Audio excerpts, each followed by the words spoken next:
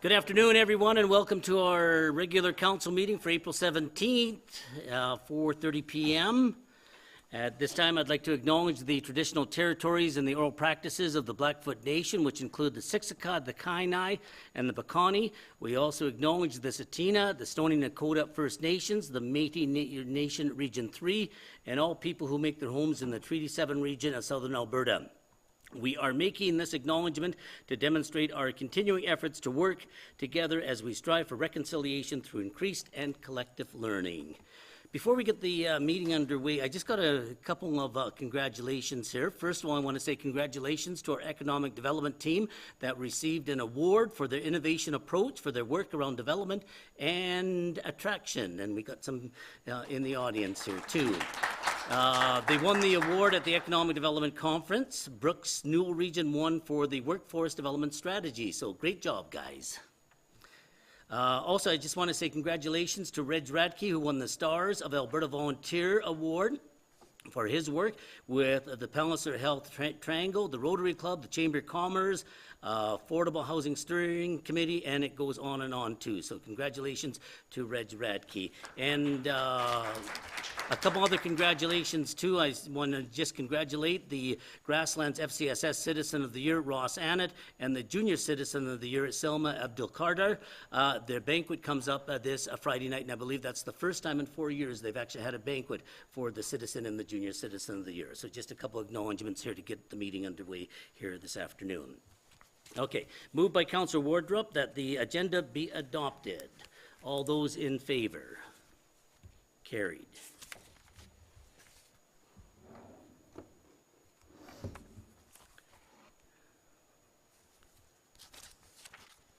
Okay, moved by Councillor Goodenough that the minutes from the regular council meeting held April 3rd, 2023 be approved. Any errors or omissions?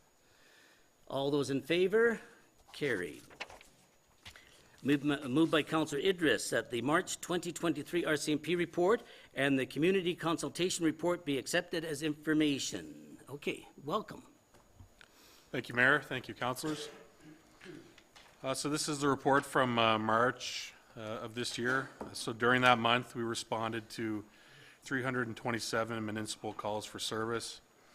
We lodged a total of 24 prisoners in our cells and completed 150 municipal criminal record checks. We issued 36 tickets within the city, and 80 were issued by Redcliffe Traffic Services within the city. Some of our significant or higher calls that we attended this last month. So while on patrol, one of our members observed a male sitting in a parked vehicle. He approached him, initiated contact with him, learned he was a prolific offender from Calgary. I believe his background was property crime. He was wanted on warrants and was arrested. And since we dealt with him, we haven't seen him since, so we're assuming he left the area after his contact with police.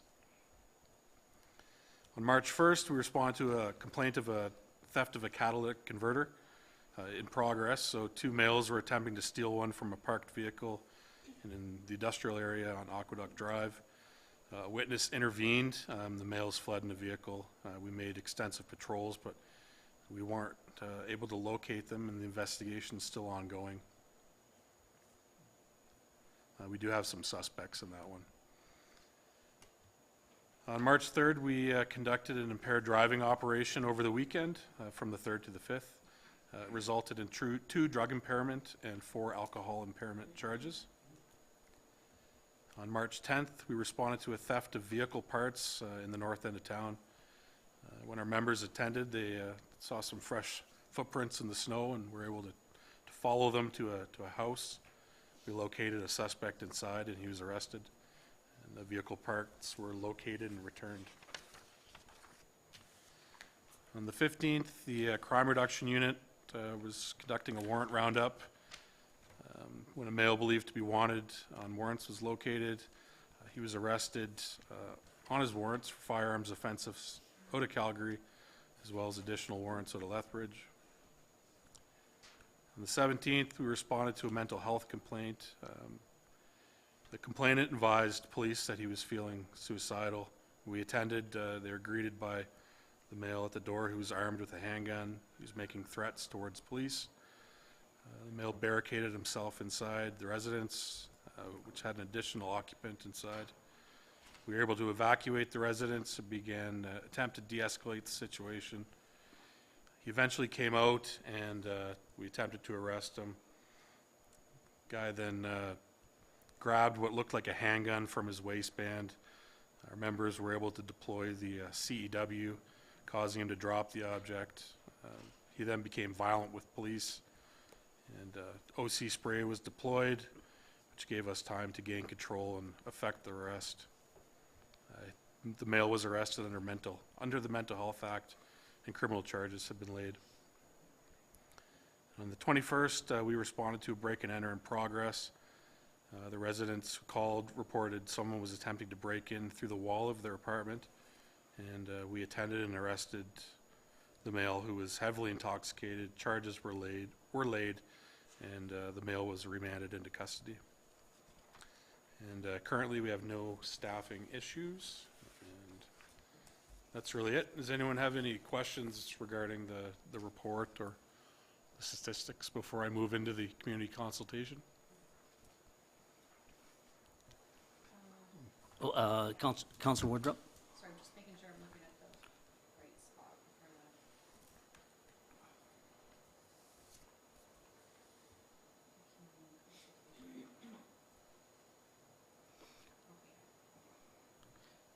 I'll let Councillor, okay, you got it there, otherwise, Or okay. does somebody want to go first? Yeah, okay, go ahead. Sorry about yeah. that. Thanks for the report. My question is, the youth being charged or not charged, that trend has been consistently going up. Could you speak more to that? And are there plans to address this trend? Looking on page 8.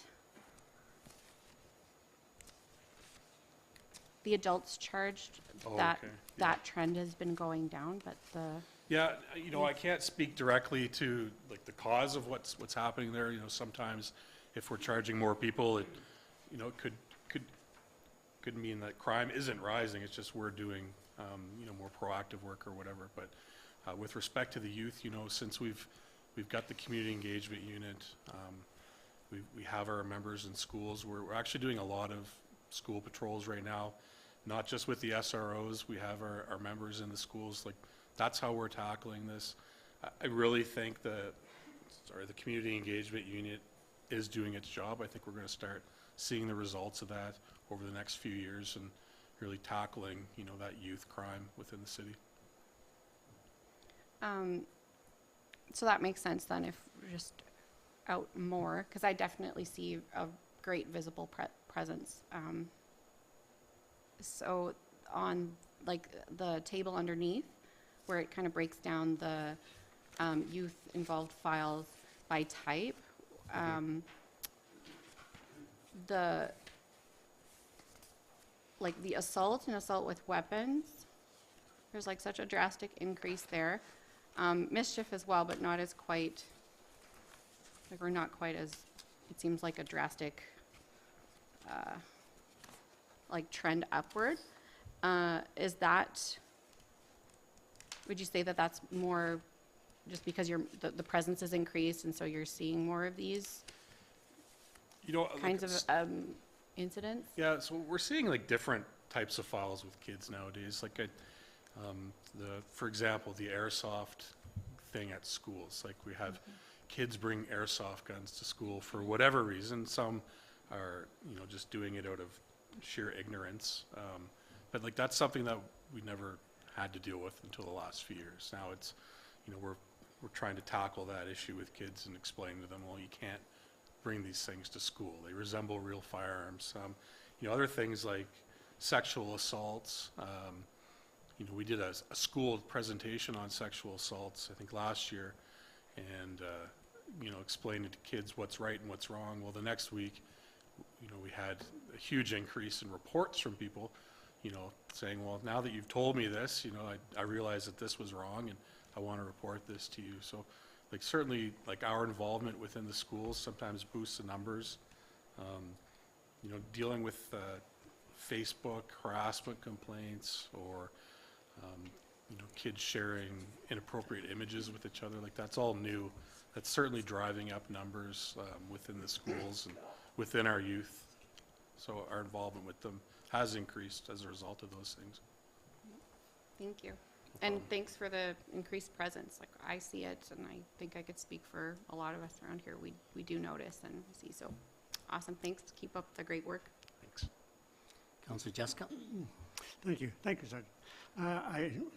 Just on the side, I appreciate very much that you're able, or your officers were able to deal with that handgun or apparent handgun incident without having to resort to something a little bit more lethal than a controlled energy weapon. So, which seems to happen too often. I just wanted to touch on the second part of the report in crime statistics in general. I had brought up last year about whether the perception that Brooks is crime-ridden, and you provided me with some numbers from there. So just to kind of summarize, I got 5-year statistics for 7 other communities in Brooks for total personal crime, total property crime, total other criminal activity, and total crime. And when you compare Brooks to these other similar sized communities, Brooks is pretty well average, or in a few cases slightly less below average compared to other communities. So the other communities were Beaumont, Canmore, Cold Lake, High River, Strathmore, Sylvan Lake, Wetaskiwin, and Fort McMurray was actually an 8th one. So the numbers don't bear out that Brooks is crime-ridden, that essentially we're right in the middle of the pack with everyone else. So that was kind of gratifying. And then that leads to the metrics that you provided today. And so it shows criminal code offenses per member and criminal code offenses per 1,000 residents, and from 2018 to 2022. And the numbers have been very constant across that 5-year span, even through COVID. 637 in 2018, 641, 645, 649, and 653. So we haven't been seeing a big upsurge in crime rates per population in Brooks. The other thing that was very interesting was the clearance rates. So that's looking at the number of incidents and how many of them were satisfactorily dealt with by the detachment, I think is. And they were broken down into the categories as well of persons, property, and other crimes, and then total. So the Brooks detachment's clearance rates from 2018 to 2022, and then I also have the same numbers for populations of 10 to 20,000. If you compare the Brooks detachment clearance code rates, criminal code clearance rates to the other communities, Brooks is, other than in 2022, the Brooks detachment has been consistently had a higher success rate than the other communities in the 10 to 20,000 person range. So that's quite gratifying as well.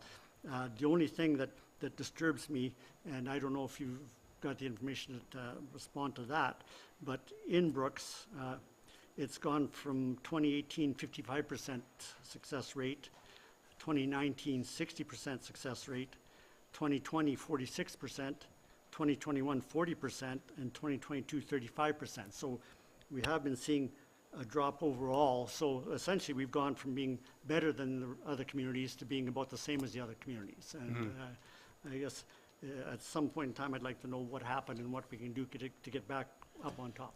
Yeah, and I'm certainly no expert in clearance rates. I'm learning a lot about them. There's a lot of different things that can affect, like to me, like if I knew nothing about policing and said, well, police solve 35% of the files, like that, to me that sounds really low, but what I know about what goes into those numbers kind of makes a little more sense to me now. So a good example, like over the years, we've changed the way that we solve files within our system. It gives us more options. So if a member makes a mistake on, like if someone calls in and says, hey, I was assaulted, but I don't want anything done, like we normally will conclude the file. So the clearance rates now, our drop-down list, there's, we can select, for example, complainant doesn't want any further action. So if we select that, it doesn't negatively affect our clearance rates. But if the member selects the wrong box, unsolved, which is what we used to do, then that would negatively affect our clearance rates. Another good example would be extortions. Like over the last couple of years, like our extortions have gone through the roof, but an extortion would be, if someone calls you up and says, or emails you or whatever and says, hey, like, give me $1,000 or I'm gonna lock you out of your computer. And you really haven't, like, we get all those frauds all the time, but you really haven't been out any money or anything. Well, we get so many of those calls now, like, so unless there's a victim who's lost money or who's, suffered something as a result of this, we typically don't put much of an investigation into those because we get so many of them now. So those are scored as unsolved. Those negatively affect our clearance rates overall. So is this making sense to you? Because it's taken me a few people to explain it to me over and over again before it's starting to click with me. So Well, I can sort of see that, like when you talk about property, that would probably be what you're talking about with the computers. yeah, like an And online it's- fraud or And it's gone from, well, it was 30%, went up to 54, but now it's dropped down to 20%. So, something like you're talking about would bring that down. We haven't seen quite as dramatic a drop in some of the other categories, but it's, yeah, and maybe something for you to take back, if you have the opportunity, to have a little bit closer look at that. Yeah, The graph, the trend graph shows it all, and yeah. Yeah, I do know, like, I looked at a few categories, and like the extortion one, we do get a lot of those calls. We have a 0% clearance rate, so I know that's gonna hurt us quite a bit. There were a few other ones. The Mental Health Act, we do get a lot of calls, so like that's another good example. Really, like when we input those into our system, they're not an offense, but there is an option to pick a mental health offense. So if members are picking the wrong category, it's going to give us a negative on the clearance rate. So I'd say some of it is administrative error, but I will certainly look into it because I did notice when I got the results from the decline, which does warrant some further digging into. Well, I guess my closing comment will be, I'm just very happy to report that Brooks is not the crime capital of Western Canada. For sure. And our crime severity index, like, we're very low compared to similar sized communities within Canada, really. So it's definitely, yeah, Brooks is not a crime riddled community, not even close. Councillor Idris. Thank you. Thank you for the report and for the work you guys do. I want to follow up on Councillor Wardrop's comment around youth. And I heard of the situation with the PP gun recently in the community. And my understanding is that the criminal code wasn't used, like the person wasn't charged. And I'm happy you did that.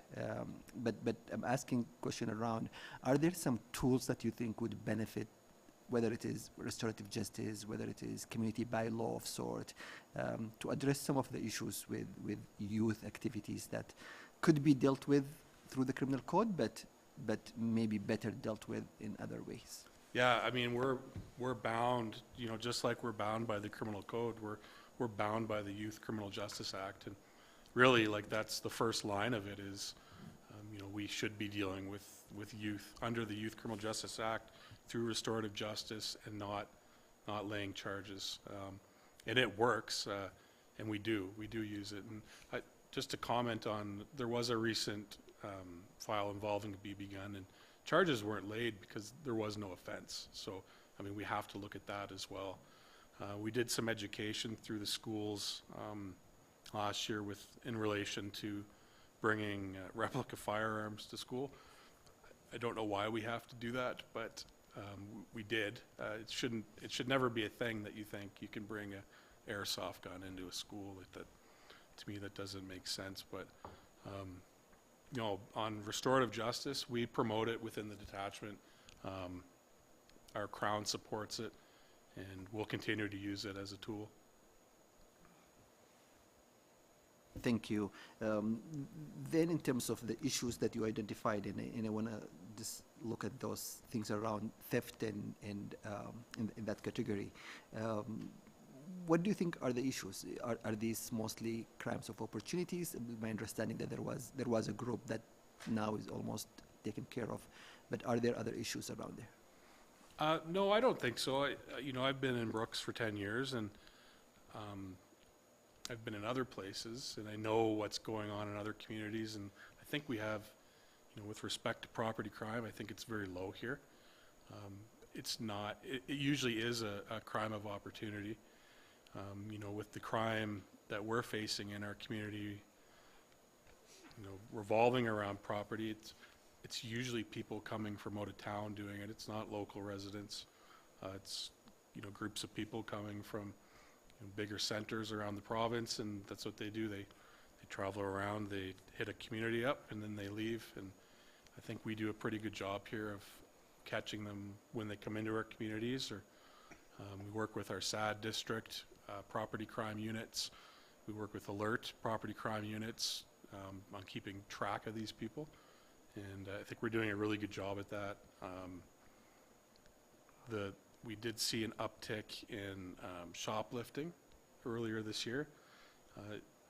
It was one guy doing it all. And he was a local guy, but we caught him, and he hasn't done any since. So does that answer your question? Yeah.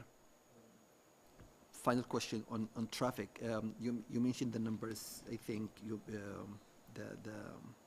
what is the Redcliffe? Redcliffe Traffic Services. So they come to Brooks and do traffic here? They do, yeah. So Redcliffe Traffic Services, they have their unit in Redcliffe, but they also have 2 members that work out of Brooks. Okay. And it's not something new. They've always been doing it. I never thought to include the numbers. And then I got them from their unit commander and thought I'd throw them in there just to see, like, we are getting these guys coming into our community from other areas doing work as well.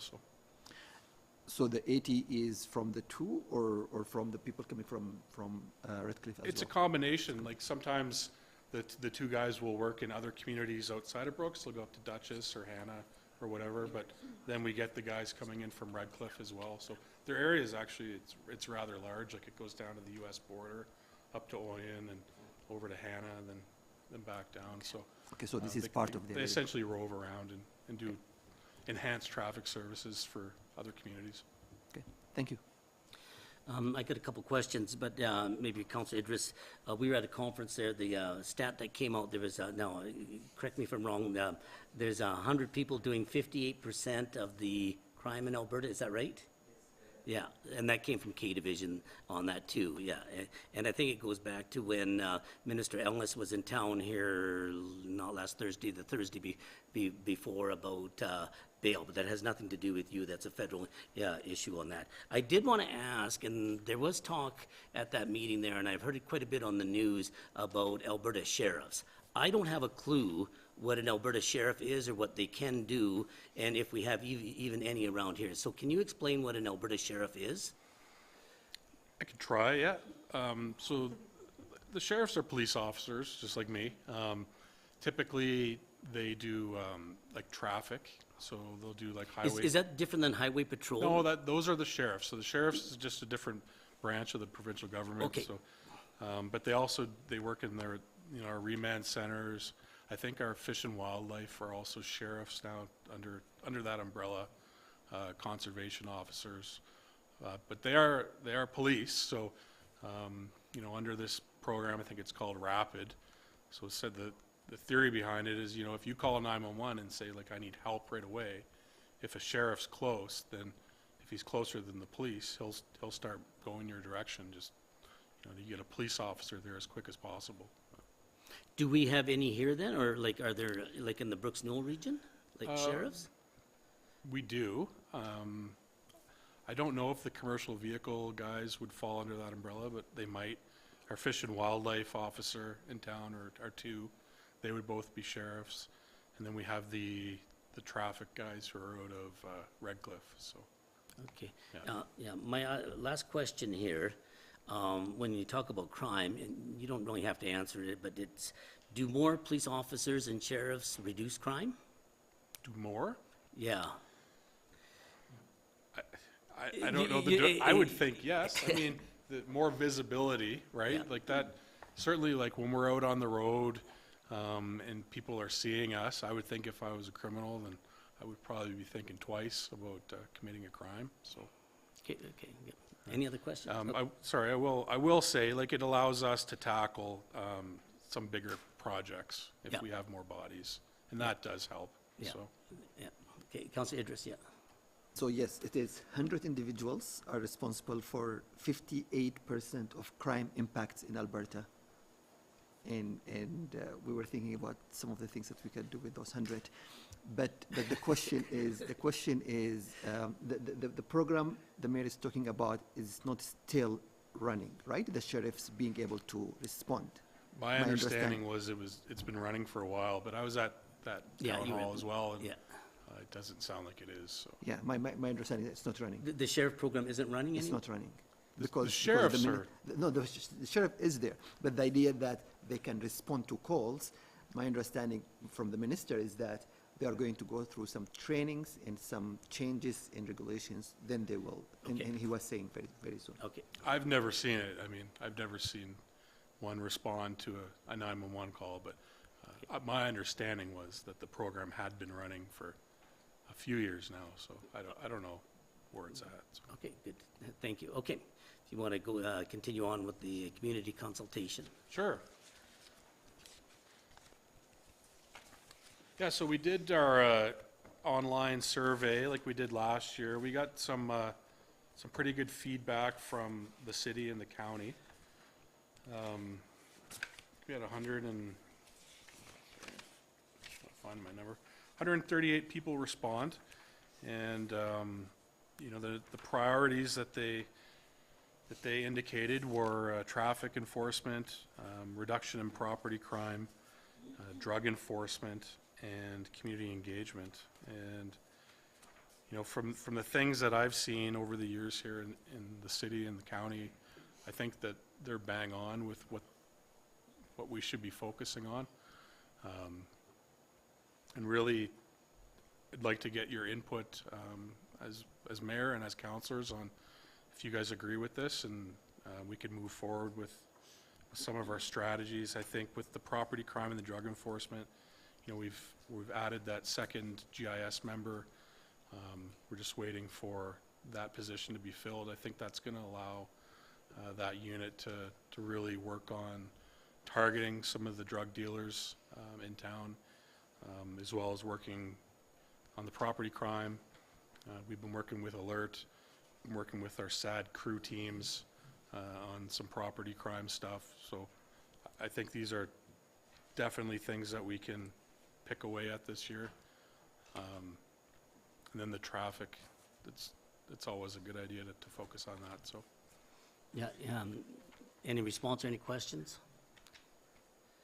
I was surprised that traffic enforcement came up, but I mean, even when I'm out and about, people will often talk about the speed of the traffic, the noise of the traffic.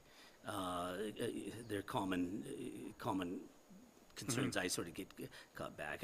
No doubt the reduction of property crime, that's always a, you know, like a big concern too. I mean, nobody wants to be robbed or have their vehicle broken into. I think those are major ones there too. Drug enforcement, I think there you're sort of dealing with a mental health, a lot of times mental health issues.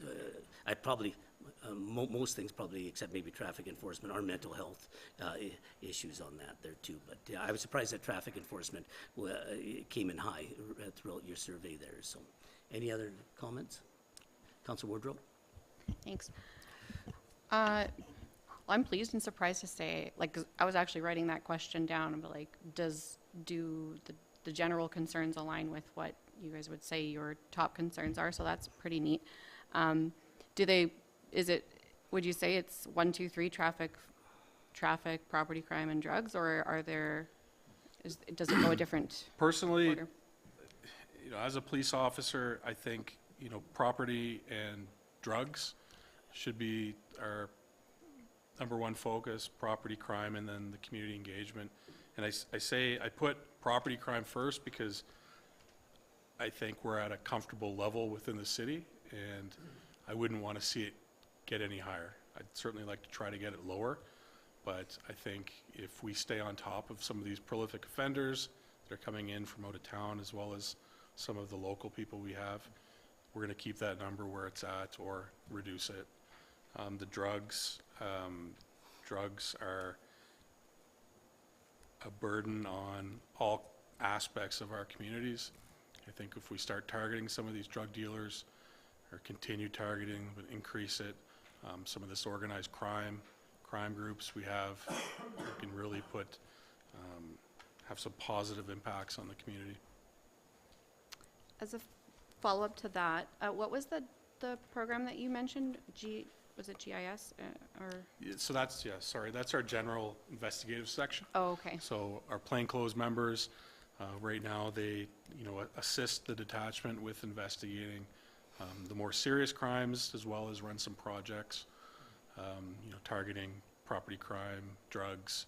They also do our crime reduction, so he'll go out and do warrant roundups, organized warrant roundups within the detachment, do some curfew checks on some prolific offenders. Yeah, it's a very important part of our detachment, and we'll be happy to get another body up there. I do have one more question for you, just to follow up. Go ahead. In terms of mental health support, how is the detachment doing there? Like, I know that mental health is top priority.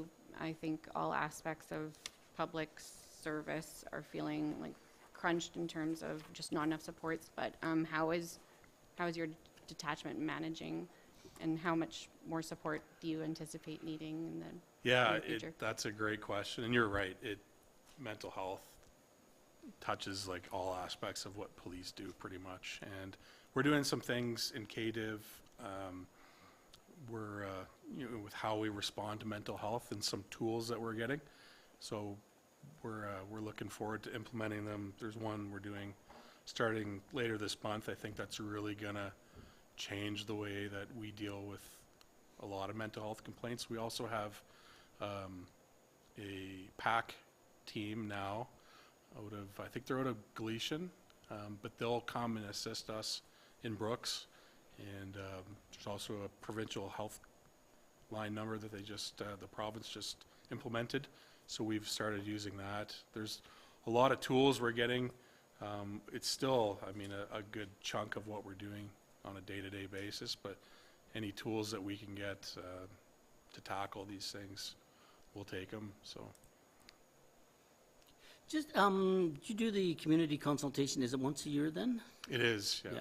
Yeah. It's ongoing depending Ongoing, yeah. on what's happening, but, the priorities get set for the year, and obviously if something comes up throughout the year, it can be changed, so. Okay, good. Well, thank you, Sergeant Searle. Oh, one more question here, yeah. Actually, a note. I recently attended a presentation by the Canadian Mental Health Association in Medicine Hat, and somehow they have this program there where they are actually connected to the 911 system, where when there is a call to 911 and there is a mental health, they also get dispatched.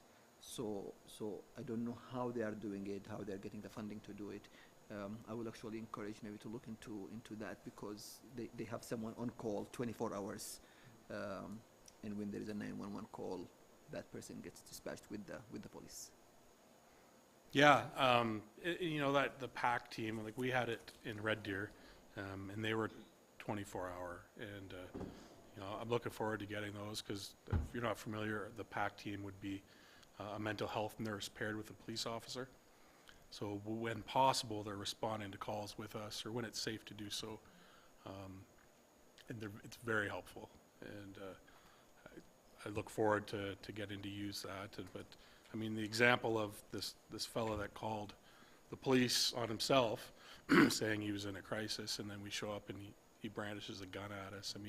I think that's a real good example of why the police need to attend these mental health calls. And once it's safe, we can bring in professionals, people within the medical profession, mental health profession, to kind of take over for us. I'll definitely look into that. Okay, thank you, Sergeant Searle, for your time this afternoon. Good report. Thank you. Okay, to the motion, all those in favor? Carried. Okay, we got a public hearing here. Call this public hearing to order at 5:05 PM. Is it Amy? Are you doing this one? Amy's doing this one. Okay. Explanation of the proposed bylaw. Thank you through the chair to mayor and council. Annually, council must set a rate for the business tax levy on businesses located in the BRZ. First reading of this bylaw occurred on March 20th, and notices were sent to ratepayers shortly after that. No comments have been received to date. Okay. Are there any persons speaking in favor of the proposed bylaw? Are there any persons speaking in opposition of the proposed bylaw? Okay, final comments. No final comments. I'll adjourn the hearing at 5:06. Thank you. Okay, moved by Councilor Jessica that the Brooks and Area Communities in Bloom presentation be accepted as information. Mr. Cron, if you want to come forward.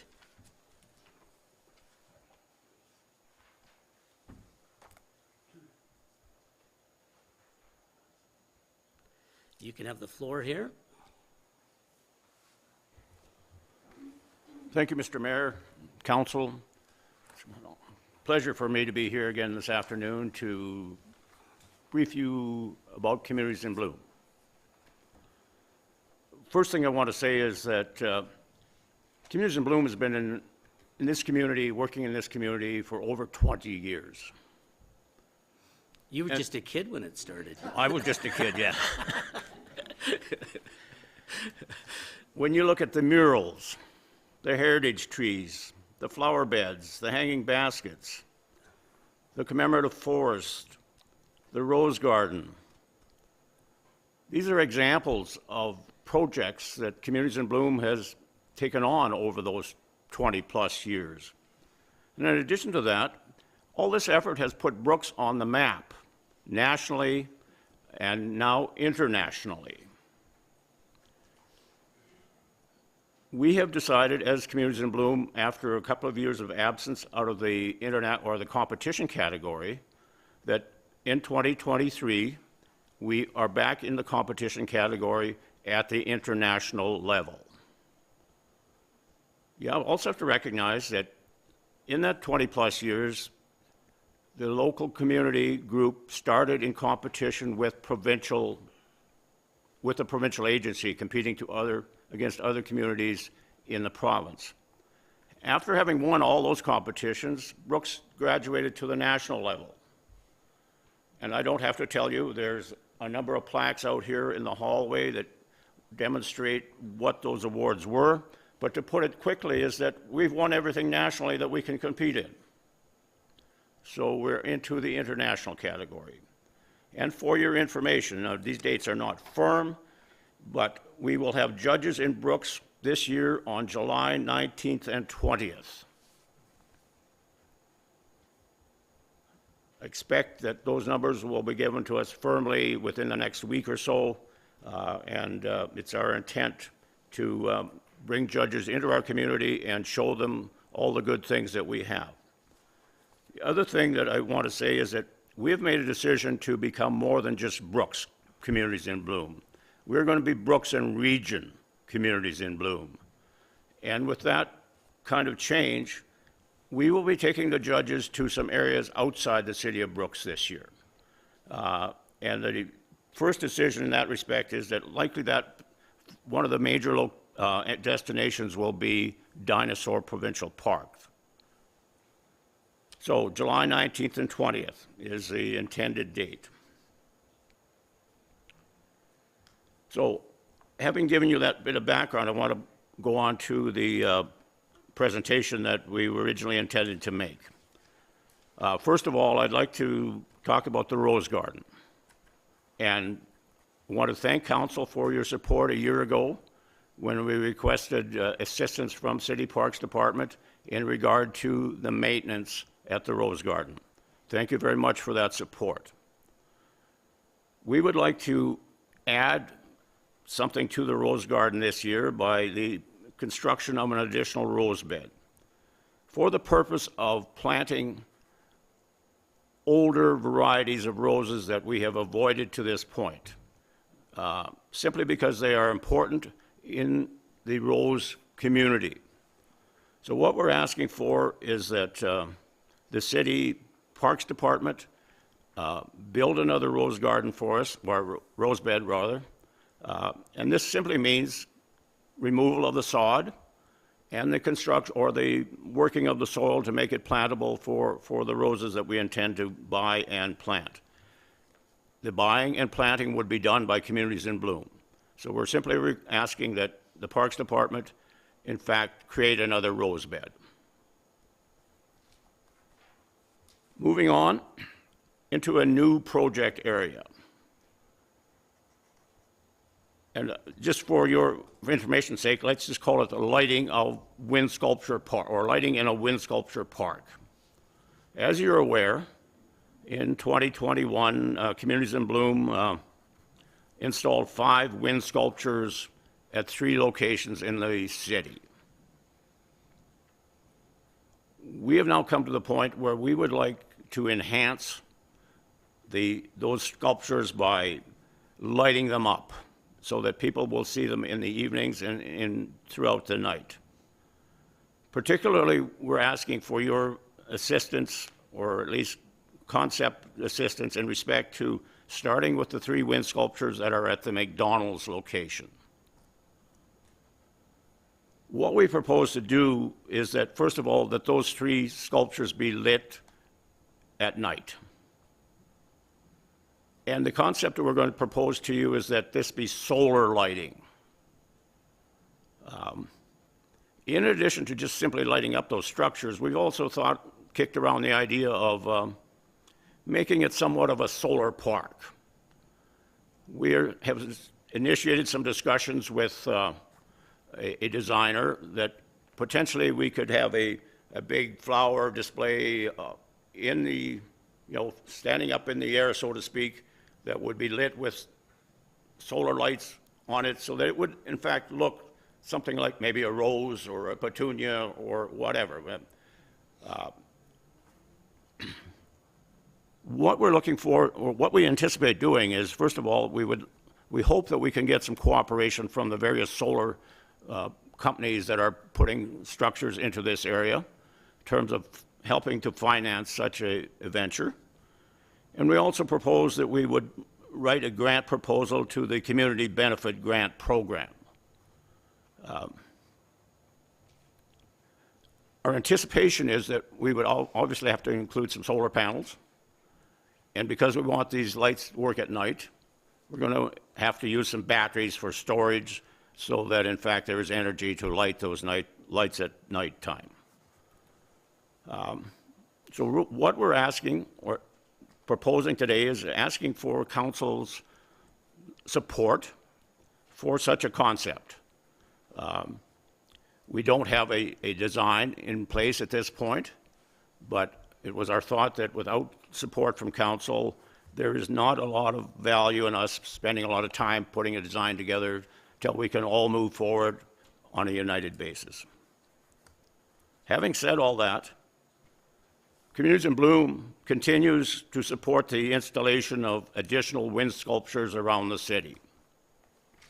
And if I might be so bold, I might suggest to you that council budget in the next couple of years for some wind sculptures. They are expensive, we know that, but we also know that they can be designed for specific purposes, and it's a challenge. We'd also like to see other community groups get on board with such a installation. The last item that I want to discuss is, we'll just simply call it Second Avenue restoration. You know that Brooks for years has been known to have a great urban forest and lots of greenery in the community. We, as Communities in Bloom, support the horticultural renovation along 2nd Avenue East. But we are overly concerned about the permanent removal of the grass and the trees. We think that concrete, as has been proposed, is a slap in the face to horticulture in this community.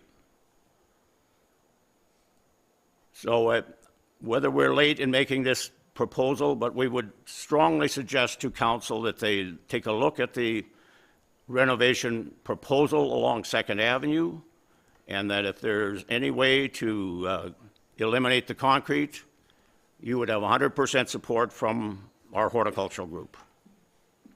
I think to put it in a nutshell, Communities in Bloom strongly opposes the use of concrete where grass, and let's face it, you could use the grass that we're taking off the flower bed or the rose bed, the turf. It could be the first installation of new grass in this area. Thank you for your opportunity to be here. I would try and answer any questions anybody might have. Okay, what I'm going to do, I'll go through the three things in order here with the Rose Garden expansion. Obviously, you've talked to the museum. They have no problem with the expansion, right? Right. Yeah, and I'll just put that out to the any of the councilors. We have no problem with the expansion. No problem there. Now, the creation of the wind sculpture, I agree. I think they should be lighted. I like the idea, and the more we can kind of light it up at night, I think it's a great idea. The one thing I'm amazed at with those wind sculptures, I know we've had a few problems by McDonald's, the one tipping over a little bit, and I think the ground isn't solid enough there. But actually, the durability, I think, is it 3 years now we've had those? You know, they've been pretty durable, but they are, when you look at them there, they are hard to see. You know, like they blend in so much to the surrounding area. It's almost too bad they weren't a little bit more visible on that. So I really like the idea of the lights, and even if the lights were shining on them in the daytime, it would add a little visibility to them, you know, as they move around there. So I don't think any councilors have any objections to that.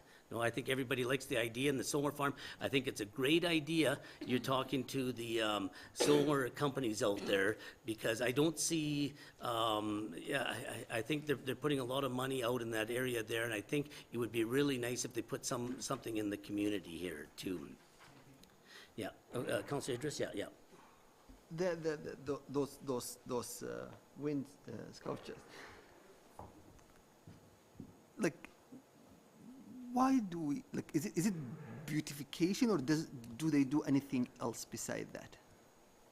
Sorry, say that again? Is it just beautification, or do they have like, do the wind do anything? I'm really sorry for my ignorance, but one of the reasons that we didn't continue competition at the judging level was that we didn't think we had anything new to offer as a community. And when the idea of these wind sculptures was proposed, it looked like an opportunity that this would be something new in the community. They are there for visual perception and appreciation. They're certainly not there to do anything else. They might give you an indication of wind speed, but that's just the way to look at it. I mean, today you would have been out there going 100 miles an hour. You know, it's artistic, it's art. And the sculptures, there's movement there. The community's moving. It's also wind. We live in an area where there's wind. So it's also symbolic on that too. So there's a couple things there. Okay. So go ahead. Yeah. Okay. So I appreciate that. And I think, and maybe I'm the only one, but maybe do we have enough of them, and maybe we can do something else? Like I like artistic things, and there are other ways that we can, because I think we have them in few places now, and I think there are some other form of artistic productions or artistic things that we can show in the community. Can we think about something else? Well, I appreciate that comment. I think our board would all appreciate that, and we're very much a public organization. If Brooks City Council, Mohammed, if you have a project in mind or something in mind, absolutely, we'd love to hear it. When we put these structures in, we were hoping that, you know, there would be more of them in the community. And I'm not giving up on that idea. We are also hoping that, you know, maybe Dutchess, Tilly, would consider putting them in, because whether we like it or not, wind is an issue, not an issue, but is part of our community. And these sculptures, as the mayor suggested, give us motion. But that doesn't mean that Communities in Bloom would not appreciate direction in respect to something else. Okay, thank you, thank you. Just moving on to number 3 here, the Second Avenue restoration, and I'm going to default this to Alan here, if you can kind of see what can be done, or, Actually, I'll probably have Don or Alicia talk to it, because there is grass in this project, but one of them want to explain exactly how it is.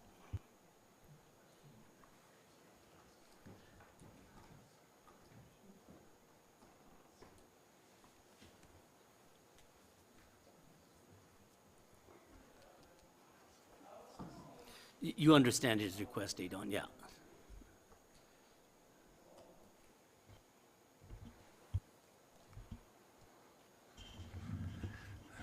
Thank you. Through the chair and mayor and council. With the design of Second Avenue, we're moving our concrete to the curb. So next to the curb will be concrete, but behind that will be grass. So we're not removing everything from property line to curb. There's going to be about 6-7 feet of grass in behind the sidewalk on both sides. So that allows for room for trees, or if the homeowners want to plant their own trees, they can. We're going to give them those trees, and we're going to give them 2 trees each if they wish it for it, which would replace each tree that's there probably twice over. So that there is room in behind between the property line and the sidewalk to plant trees. The reason we're moving it right to the curb is to allow for better drainage. The way it works right now is there is a piece of grass there, but that piece of grass eventually always gets higher and higher, and then the water can't drain off the sidewalks. And that's the biggest concern with every resident that lives on Second Avenue, is they can't keep the ice and the water off their sidewalks in the wintertime. So it creates it's a real safety hazard for people trying to walk along that sidewalk. So this will solve that safety issue, and it'll still leave 6-7 feet of grass. So we're not really taking any grass away, we're just moving the concrete over. Does that help, Tom? Yes, thank you. Yeah, okay. Any other questions? Councillor Jessica? Okay, so I'm very gratified to hear that that's the plan that the city had, because that's not what I understood, but no, that's great. It's related, it's not related. So we're going to be judged here not that far in the future. And last year was the year of the weeds. And walking around the city, I see that they're starting to germinate already. So I know that the city has, I believe, has the county do the spraying for us. And when you spray is quite important in how successful spraying will be.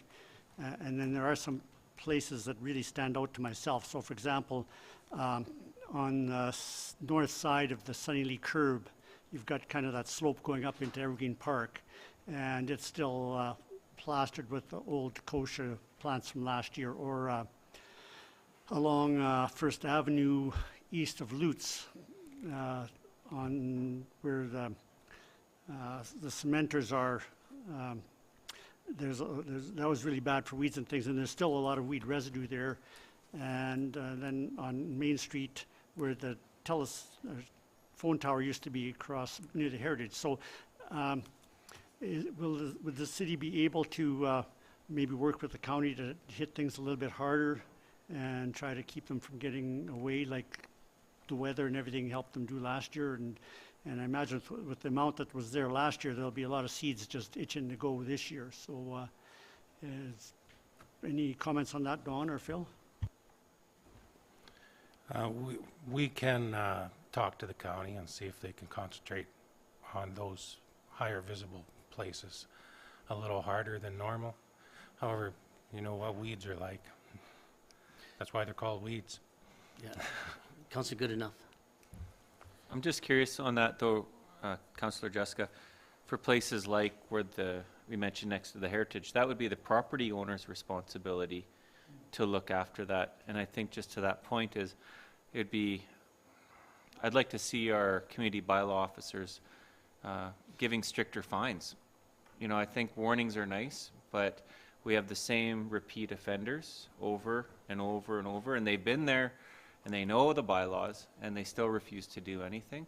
The city should do their part, but I think we need to be a little bit more firmer on our local businesses to clean up. Okay, Councillor Wardrop? Yeah, I was going to bring up the same thing.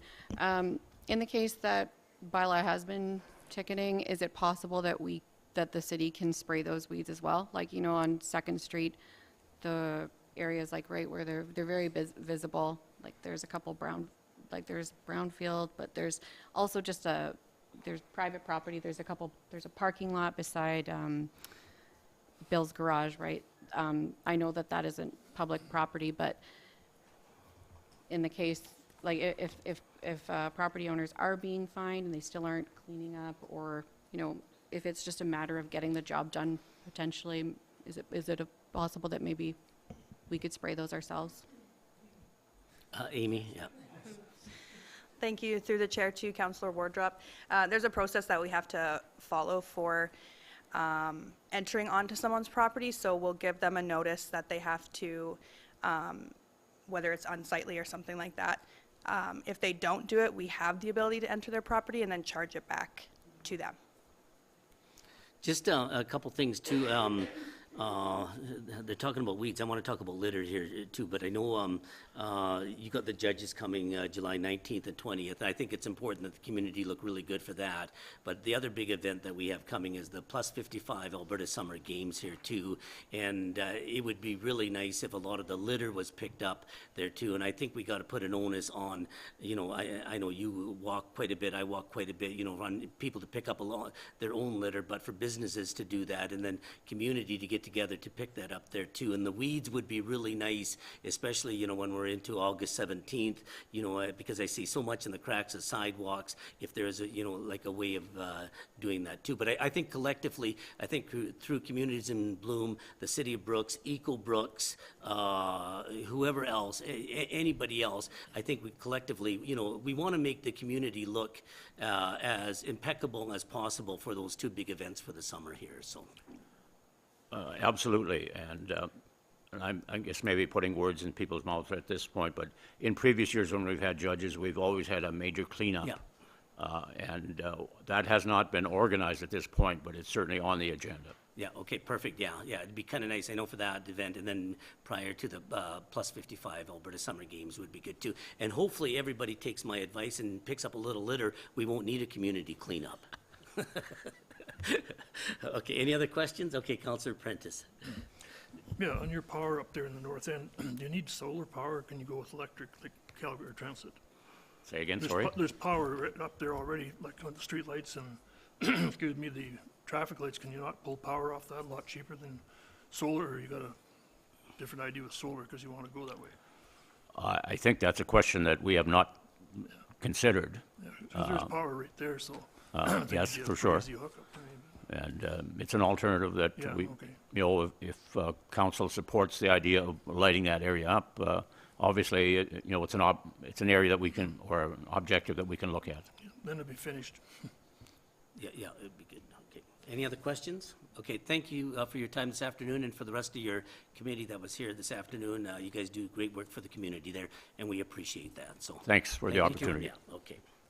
Okay, moved by Council Jessica that the Brooks and Area Communities in Bloom presentation be accepted as information. All those in favor? Carried. Okay, moved by Council Nesbitt that the following items of correspondence be received as information: updates on council conferences and/or workshops, accounts payable listing, and the notes from the council committee, April 11th, 2023. Councillor, Nothing to report. right, yeah, okay, yeah, Councillor Wardrop, yeah. Yes, so I'll keep this brief because I did speak to this during council committee, but I did attend the ASHA convention in Edmonton from April 3rd to 5th. So ASHA is the Alberta Seniors and Community Housing Association, where yeah, it was a great conference.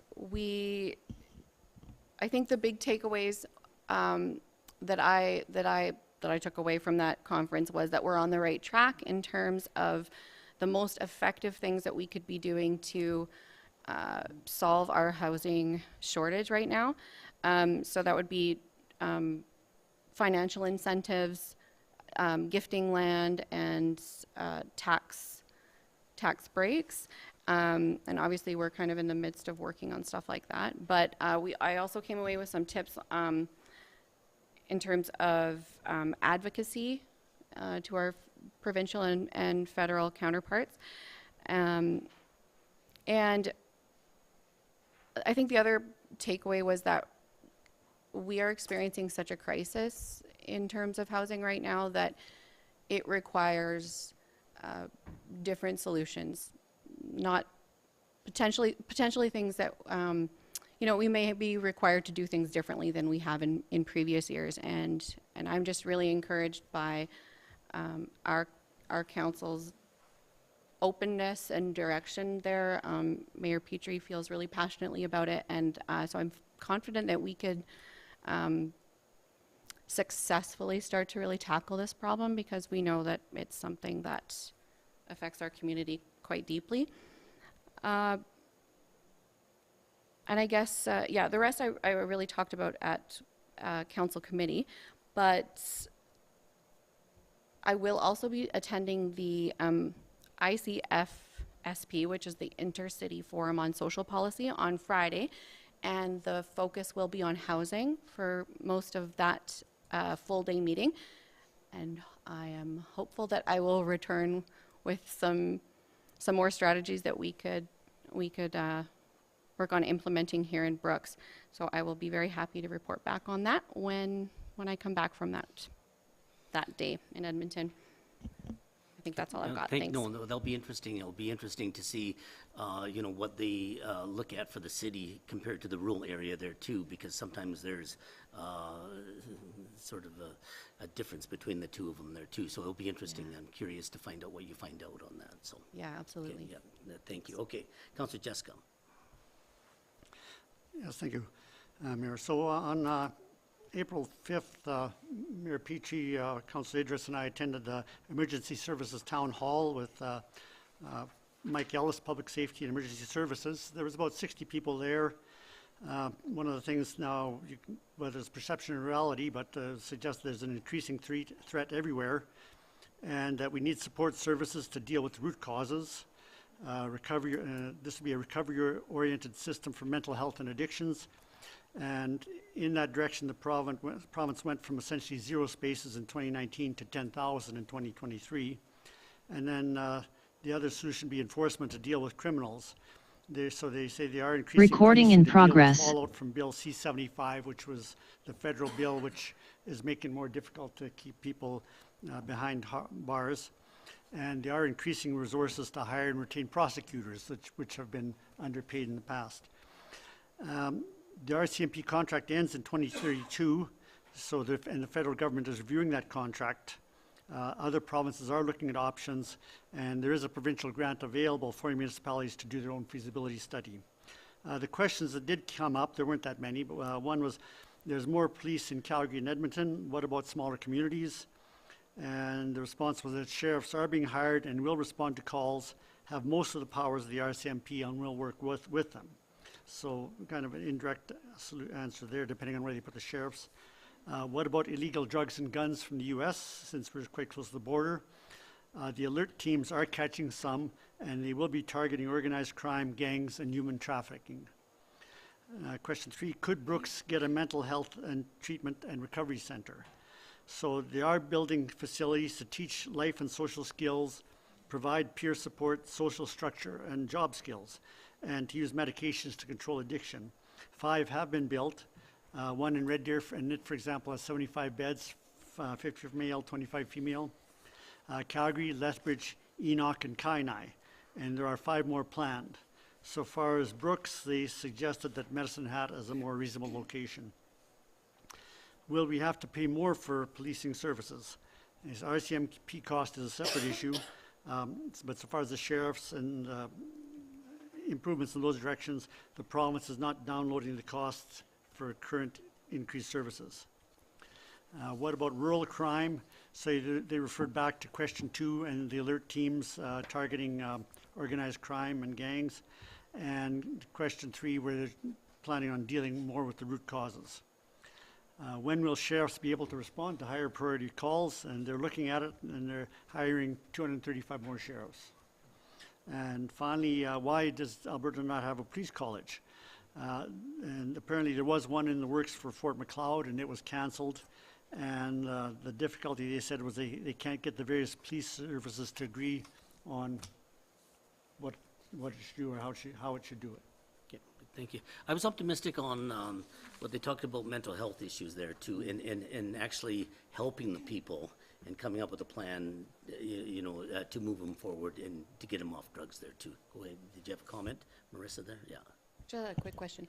The mental health recovery centers that have been built, are those for criminally charged, like specifically people who are charged first?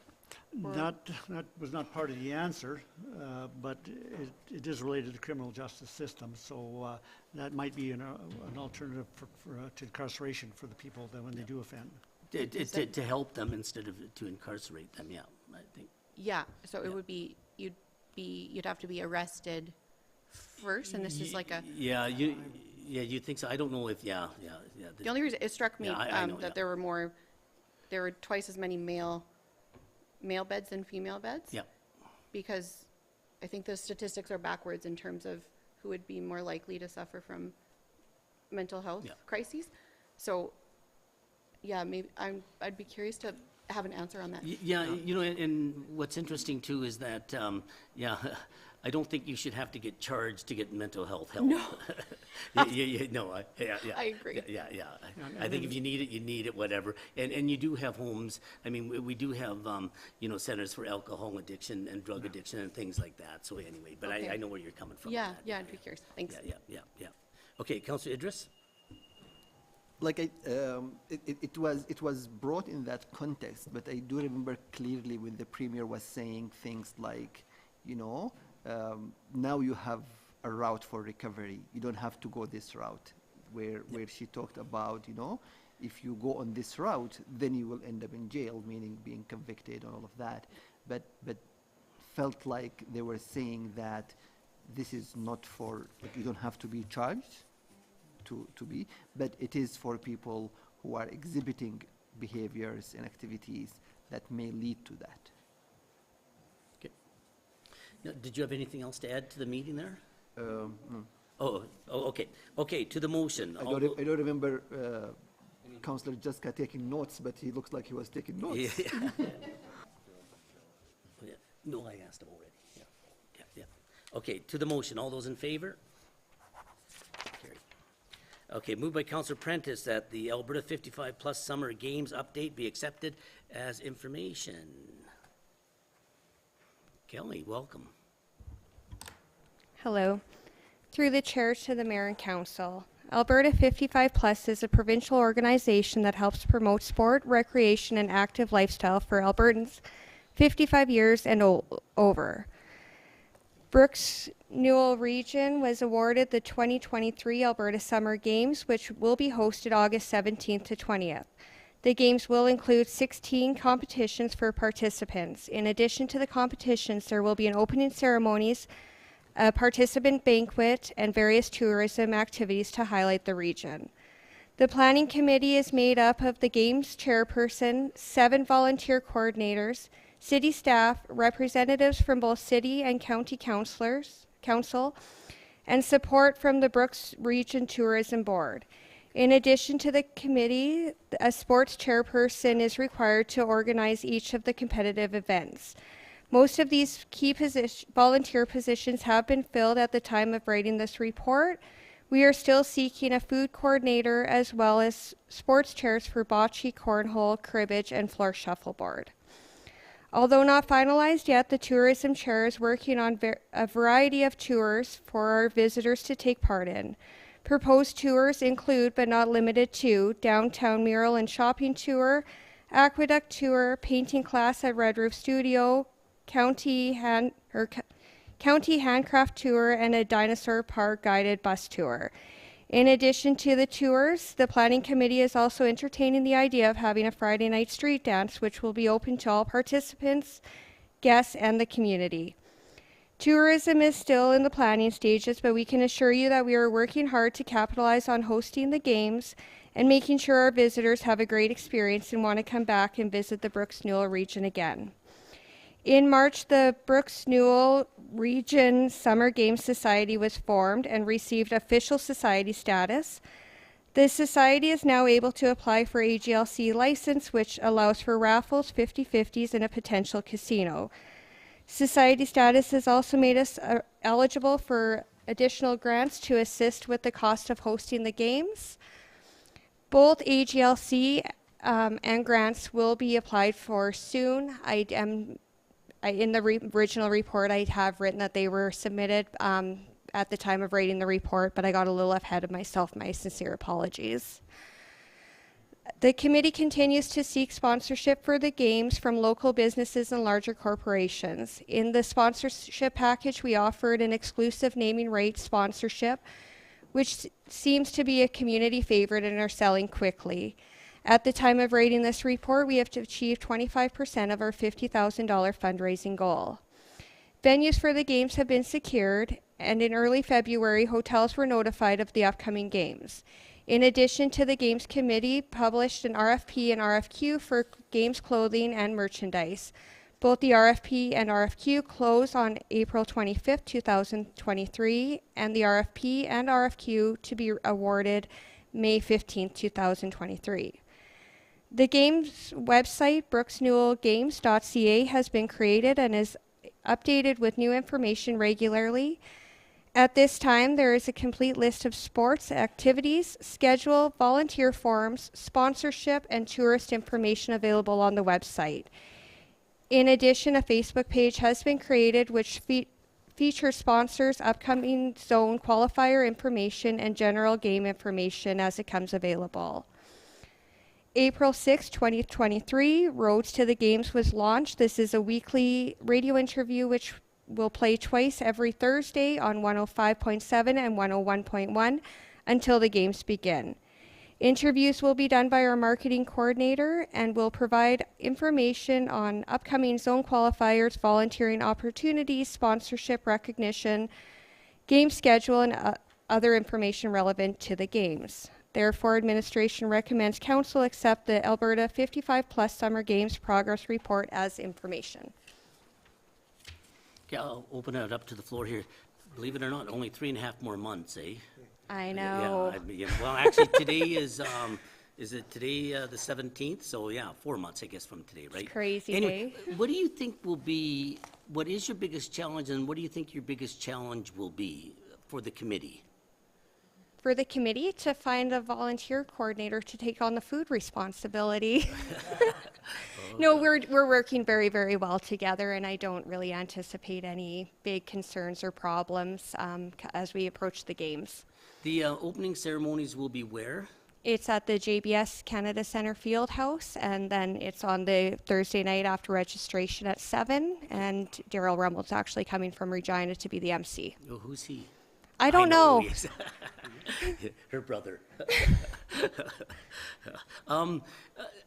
Not to interfere too much, but actually for the opening ceremonies and even for the games itself, it'd be kind of nice if we had a cultural component of it. And I don't know if you guys have looked at that yet. You know, when you look at, we have 50% visible minority, about 35%, new Canadians here. And, to me, we're proud of that.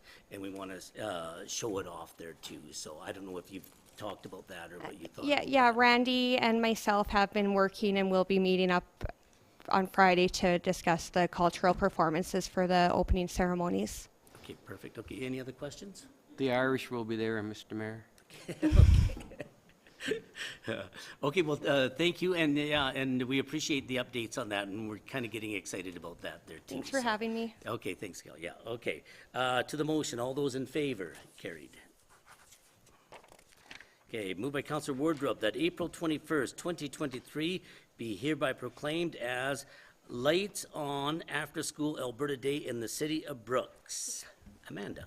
Through the chair to mayor and council, on March 30th, Mayor Petrie and council received an email from the chair of the School Age Care Directors Association of Alberta regarding Lights On After School Alberta Day on April 21st, 2023.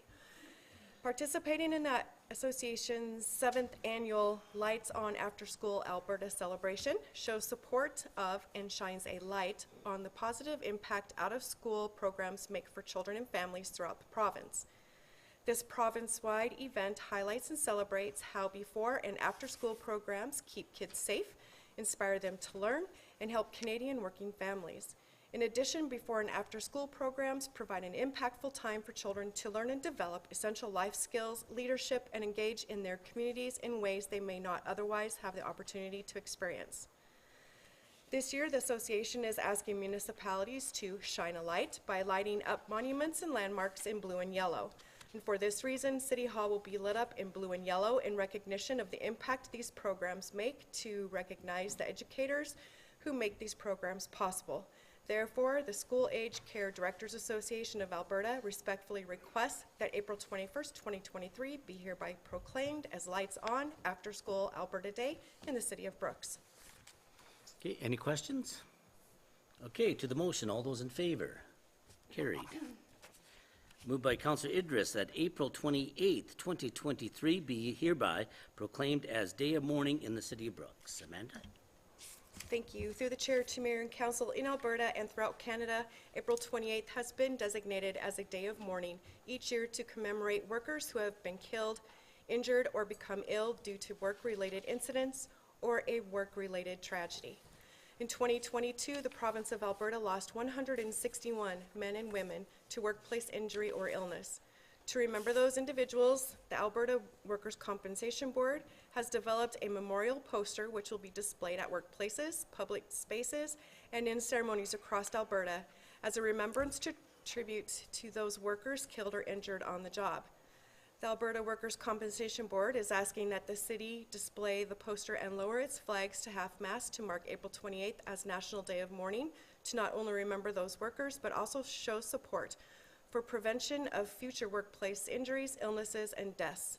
Everyone has a role to play in keeping workplaces safe and healthy, and therefore the Alberta Workers' Compensation Board and the City of Brooks Joint Worksite Health and Safety Committee respectfully request that April 28th, 2023 be hereby proclaimed as National Day of Mourning in the City of Brooks.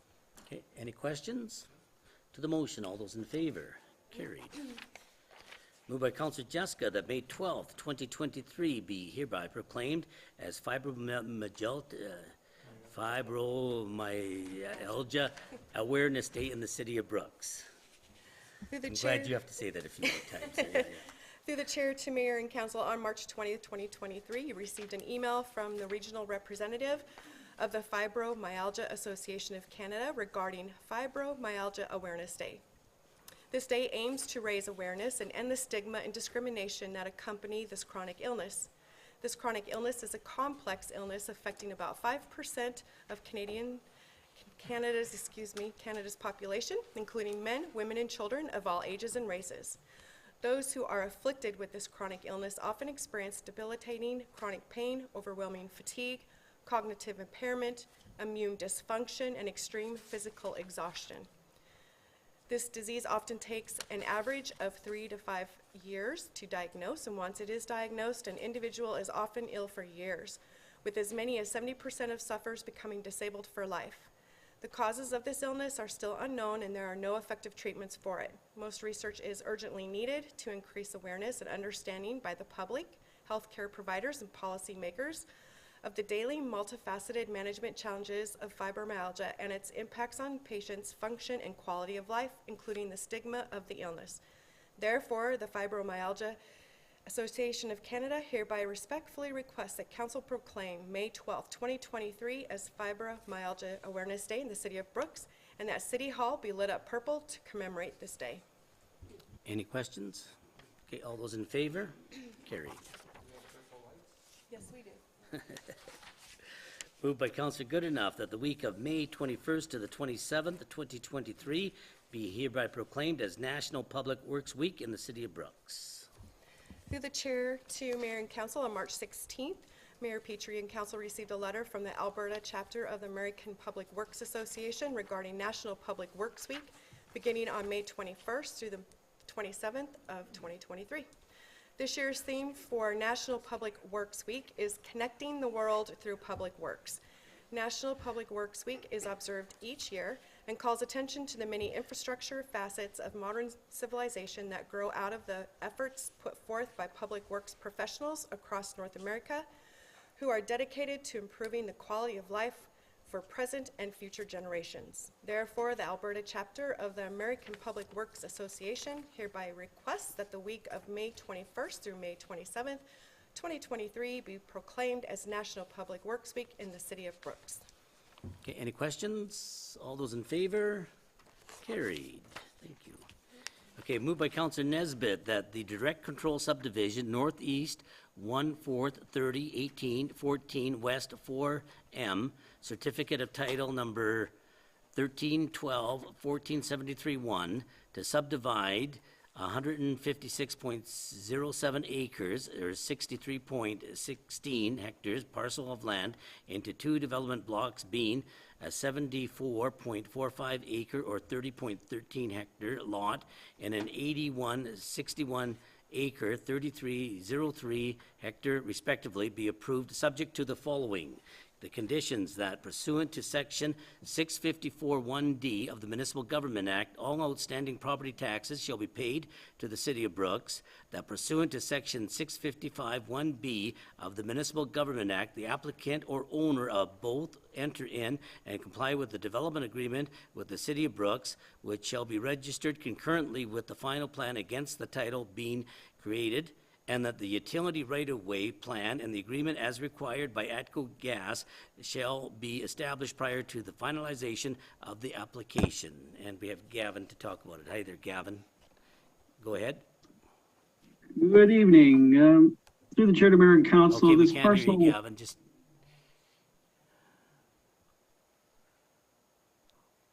So nothing.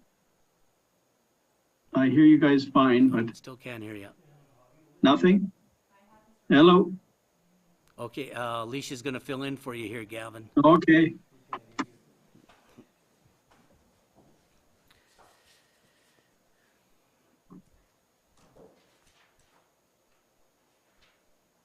How about now? Thank you, through the chair to Mayor and Council. Nope. The purpose of this application is to create a 74.45 acre lot and an 81.61 acre lot from a title of 156.07 acres for agricultural use. The purpose is to accommodate the subdivision of an existing title into two separate lots, with the southerly portion presently containing a dwelling, dugout, and other minor improvements. Access to the lot is from Young Road. The parcel's development is outlined in the Southwest Area Structure Plan, which depicts this land as being future residential. The area structure plan is slated for an update given servicing constraints, but this subdivision proposes no impediment to the current or future plans given the large parcel size. Also note that the other quarter section in this plan area have already been split into 80 pieces. In accordance with Land Use Bylaw Administrative Section 18.2, the direct control subdivision decision lies with Council. This application was circulated to the county. Maria Jackson, County of Newell Supervisor of Planning and Development, wrote, "Thank you for the opportunity to review proposed subdivision 2023 0-024. I have sent this to the IMDP members at the county. We do not foresee any issues with the proposed subdivision from a county perspective.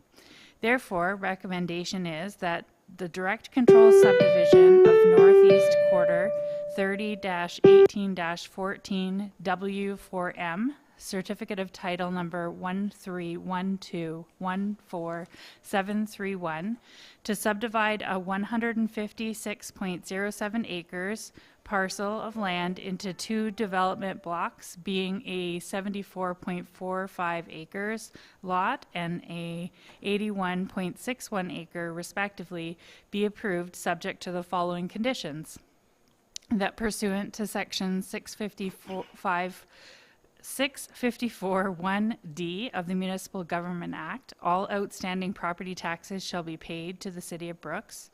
That pursuant to section 655(1)B of the Municipal Government Act, the applicant or owner of both enter into and comply with a development agreement with the City of Brooks, which shall be registered concurrently with the final plan against the titles being created.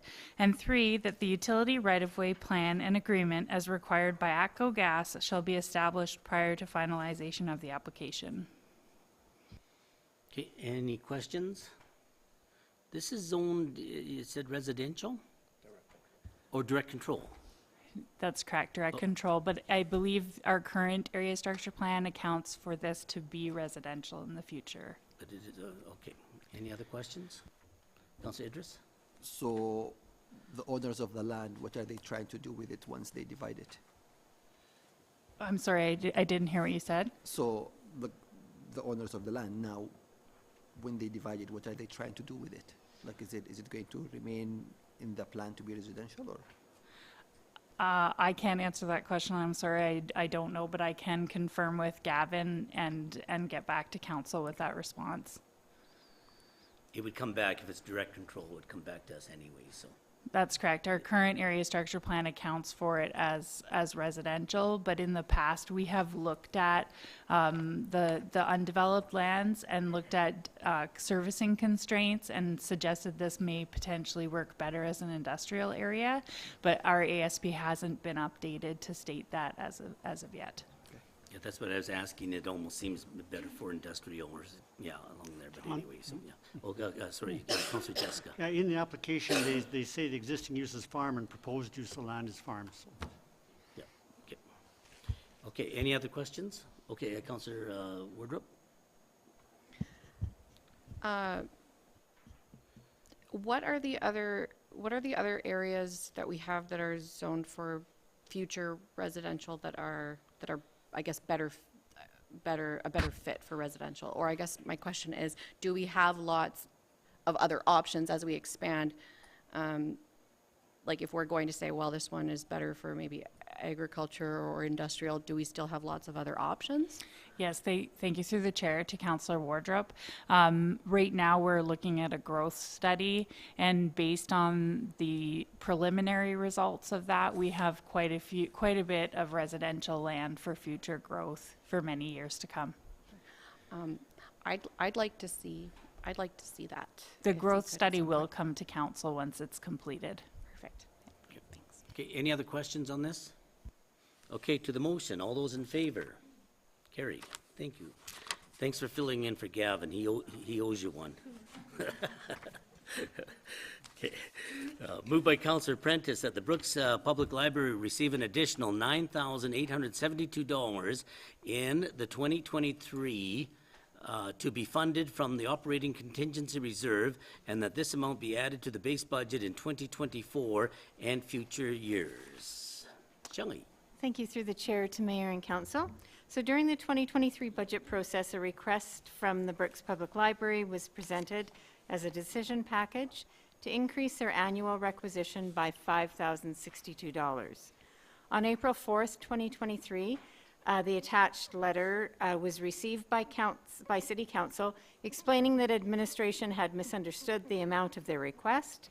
In addition to their budget deficit of $5,062, the Brooks Public Library was, at the time, requesting an increase of $9,872 additionally, which was already included in their budget that had been presented to Council Committee on September 27th under the City of Brooks contribution. Therefore, the recommendation is that the Brooks Public Library receive an additional $9,872 in 2023 to be funded from the operating contingency reserve, and then we'll add that amount to the base budget in the 2024 budget for future years. Okay, any questions? Okay, to the motion, all those in favor? Carried. Moved by Councillor Woodrop that the council adopt the City of Brooks financial statements for the year ending December 31st, 2022. Shelley. Thank you. I do have a quick presentation, so are you starting it, Larry, or? Oh, okay, perfect, thank you. So I'm very pleased to present the City of Brooks financial statements for the year ended December 31st, 2022.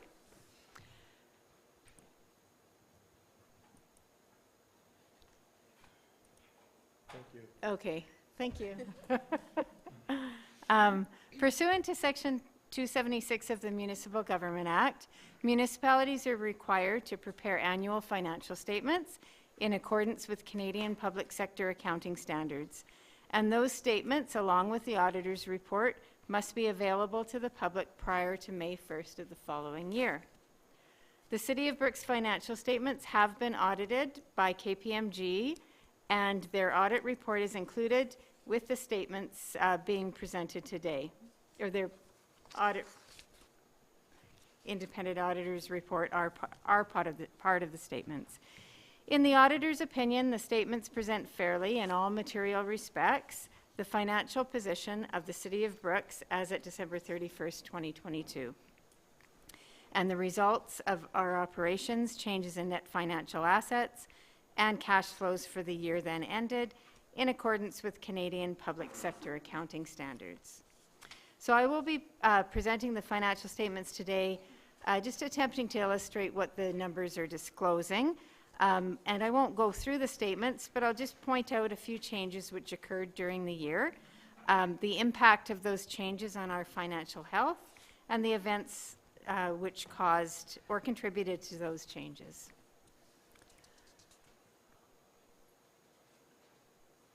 Okay, so now I have to go back.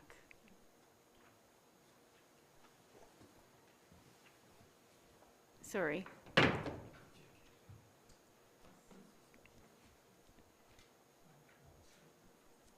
Larry, how can I go back?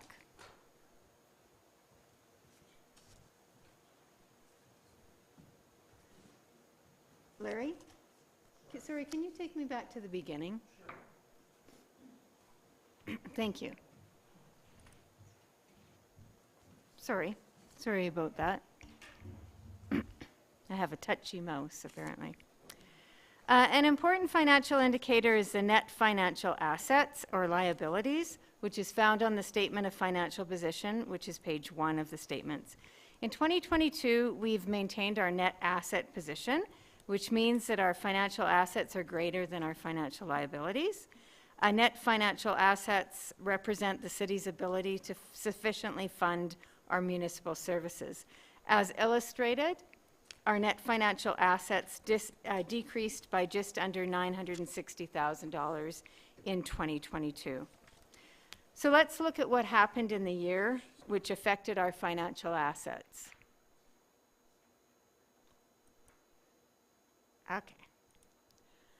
In 2022, the city received a $1.29 million Investing in Canada Infrastructure Program, or ICIP grant, and approximately $763,000 of MSI funds, both of which had been receivable at the end of 2021 for the Hort Connector Sewer Main project. Although this did not have a direct effect on our net financial assets, it did significantly increase our cash balance because we finally received those funds, and it decreased our accounts receivable.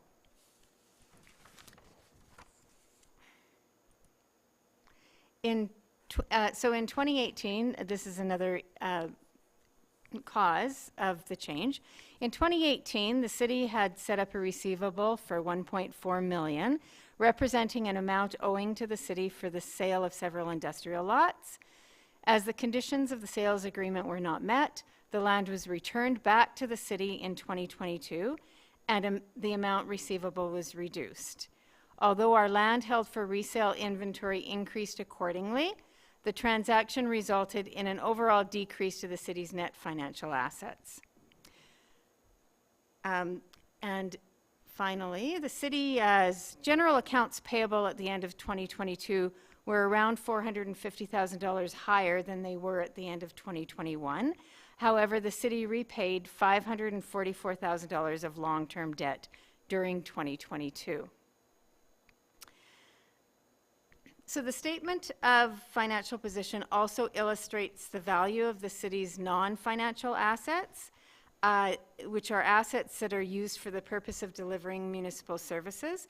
These include tangible capital assets, inventories for consumption, and prepaid expenses. So just look at tangible assets for a bit. In 2022, the city invested just over $6.1 million towards capital projects, including our regular vehicle and equipment replacement programs.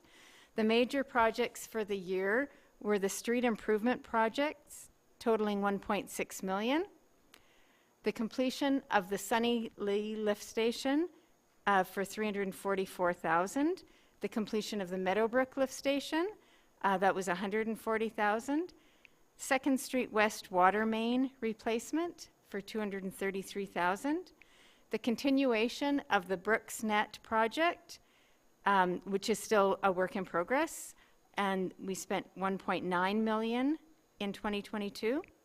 The commencement of the JBS Canada Centre lighting retrofit for $100,000. Pleasant Park pathway construction, $278,000. Meadowbrook Park surface upgrades, $123,000. The replacement of the city's IT network switches, $150,000. And the replacement of 2 city garbage trucks, totaling $644,000. In addition to this, a parcel of land was donated to the city with a value of $1,251,000. Therefore, the city's tangible capital asset additions were just over $7.4 million. Oh, go back. Can you? Thank you. Sorry, it went forward on me. But as mentioned previously, the city added $7.4 million in capital assets, including the donated land. And with amortization, which is the value of those assets that we used up in the year, that was $6.5 million. And we disposed of assets with a net book value of about $152,000. So as a result of that, and this graph shows the last 5 years of our net book value of the city's TCA, that increased by just under $754,000 in 2022 in comparison to the 2021 year. Okay, I'll try this. Next, the statement of operations is the second statement. I'll just go through the revenues and expenses. That this statement illustrates that as a result of our operation. So with our revenues are reported by object or type, and this is just an illustration of the city's revenues totaling just under $33 million in comparison to 2021's. So some of the highlights regarding our revenues, we can see that net municipal taxes were slightly higher in 2022, mostly due to a 3.86% increase in municipal tax revenues collected that year. As mentioned previously, the 2021 grants for the Hort Main Collector, as well as the Municipal Sponsorship Program grant that was used for the A to Z storm project, that was all recognized in 2021. And as well, there were the main contributors to our government transfers being so high in 2021 compared to 2022. In 2022, we do see an increase in both user fees and licenses, permits, rentals, and fines. And that's mostly due to our recreation user fees and facility rentals increasing to near pre-COVID levels. As I mentioned before, we did have a land donation And our investment income also increased in 2022 after seeing a couple of years with drastically low return on investments.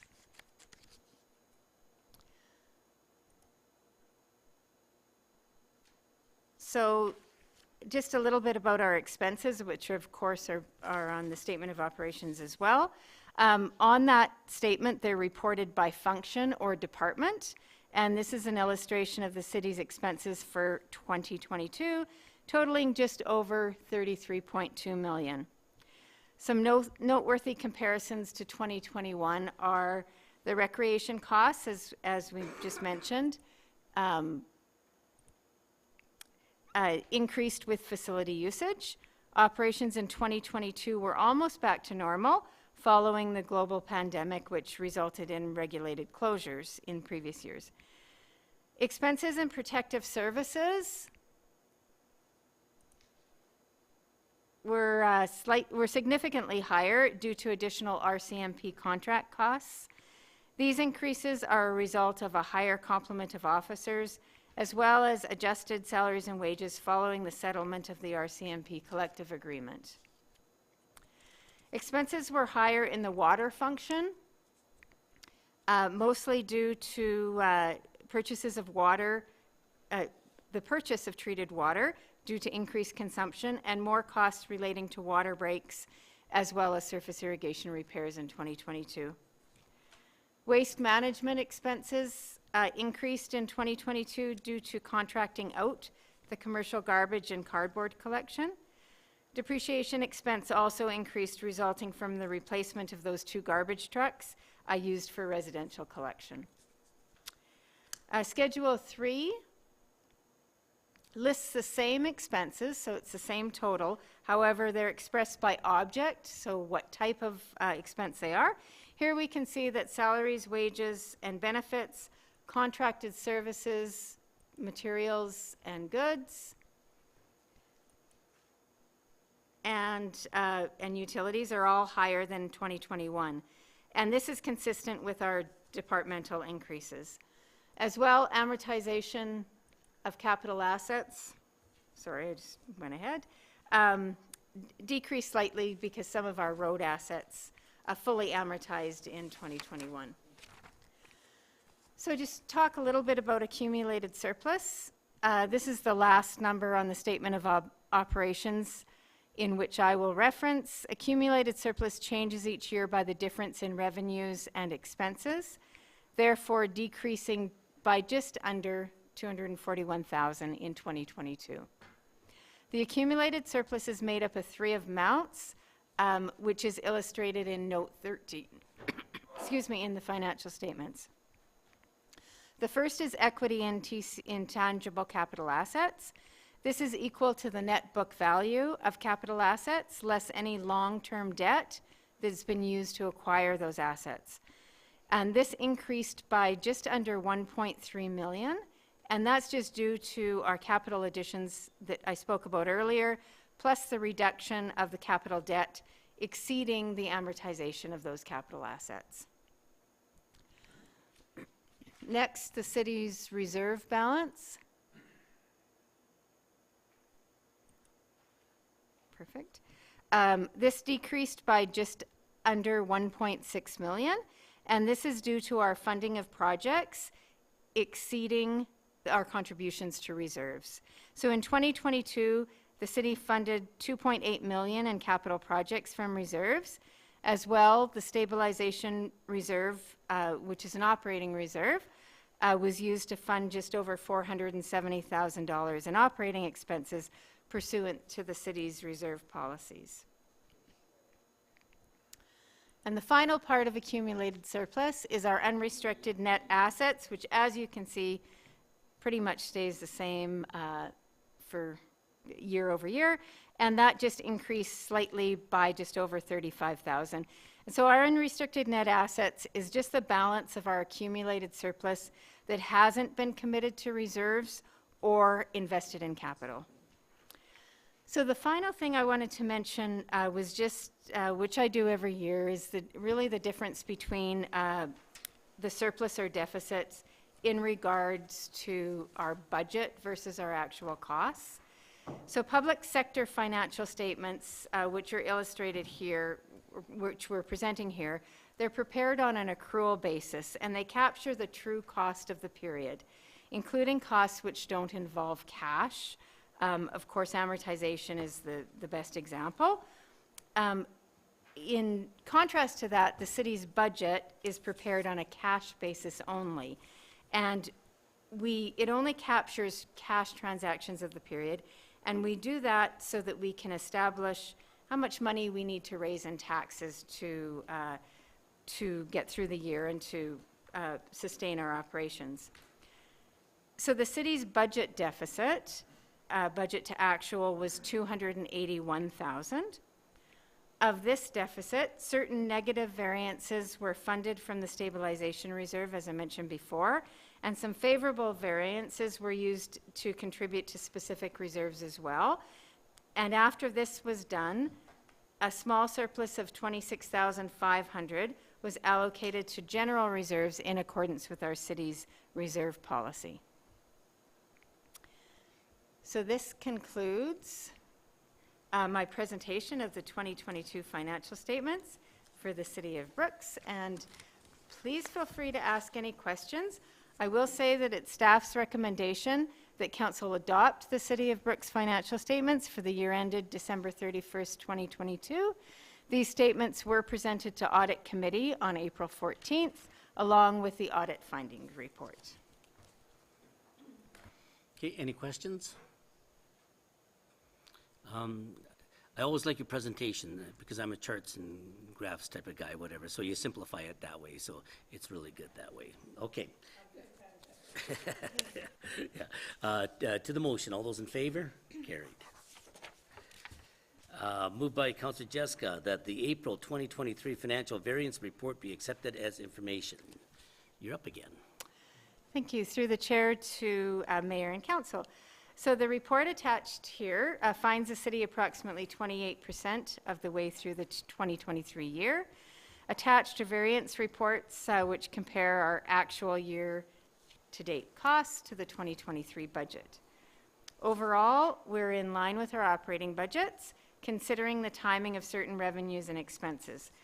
There are only a couple of notable events since my last report, which may cause a variance to the budget at the end of the year. The city has, one is which the city has received their annual insurance premiums for 2023, which includes coverage for property, vehicles and equipment, crime and liability, and as well cybersecurity. The 2023 costs have increased by 8.1% over 2022, and of course we anticipated that mostly due to the volatility of the global insurance market. This increase is slightly lower than the increase which we anticipated in the budget, and that was 8.5%. Therefore, at this point in the year, we have a favorable variance of approximately $14,500. We do, however, expect some additional additions and deletions throughout the year to our property insurance, which will affect our final variance. But we will keep an eye on it, and we were pleased that the increase wasn't more than what we anticipated in the budget. The second point is development permit fees are higher than budgeted by approximately $13,000 on a prorated basis. This is due to the Wellings of Brooks development, which is currently underway. The city has also realized unbudgeted water and sanitary sewer off-site levies as a result of this development.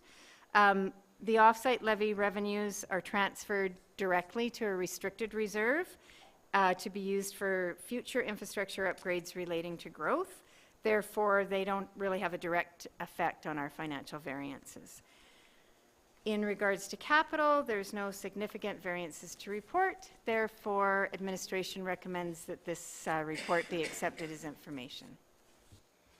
Okay, any questions? Okay, to the motion, all those in favor? Carried. Okay, moved by Councilor Nesbitt that the council approve collection procedure policy F001-014A. You're up again. Thank you, through the chair to mayor and council. Attached is the amended collection procedure policy, F001-014A, which establishes guidelines for the treatment and collection of general utilities receivable. The majority of the changes are updating the policy to our current processes with modifications reflecting the proposed changes in bylaw 2308, which we will look at later in the agenda. Previously, the timelines in the policy were not split into owners and renters and occupants other than owners, and sections 3 and 4 applied to all, but now only apply to occupants other than owners. So we've just kind of changed the format of the collection procedure policy as well. We have also looked at the timelines and modified them slightly to make the administrative process more effective, and individual sections have been added to establish a minimum balance for each specific collection action. Therefore, administration recommends that council approve collection procedure policy F001-014A. Okay, any questions? Okay, to the motion. All those in favor? Carried. Moved by Councillor Prentice that the Old Rodeo Grounds Sports Field design request for proposal be awarded to R.F. Binney and Associates in the amount of $279,753, excluding GST. Alicia. Thank you, through the chair to mayor and council.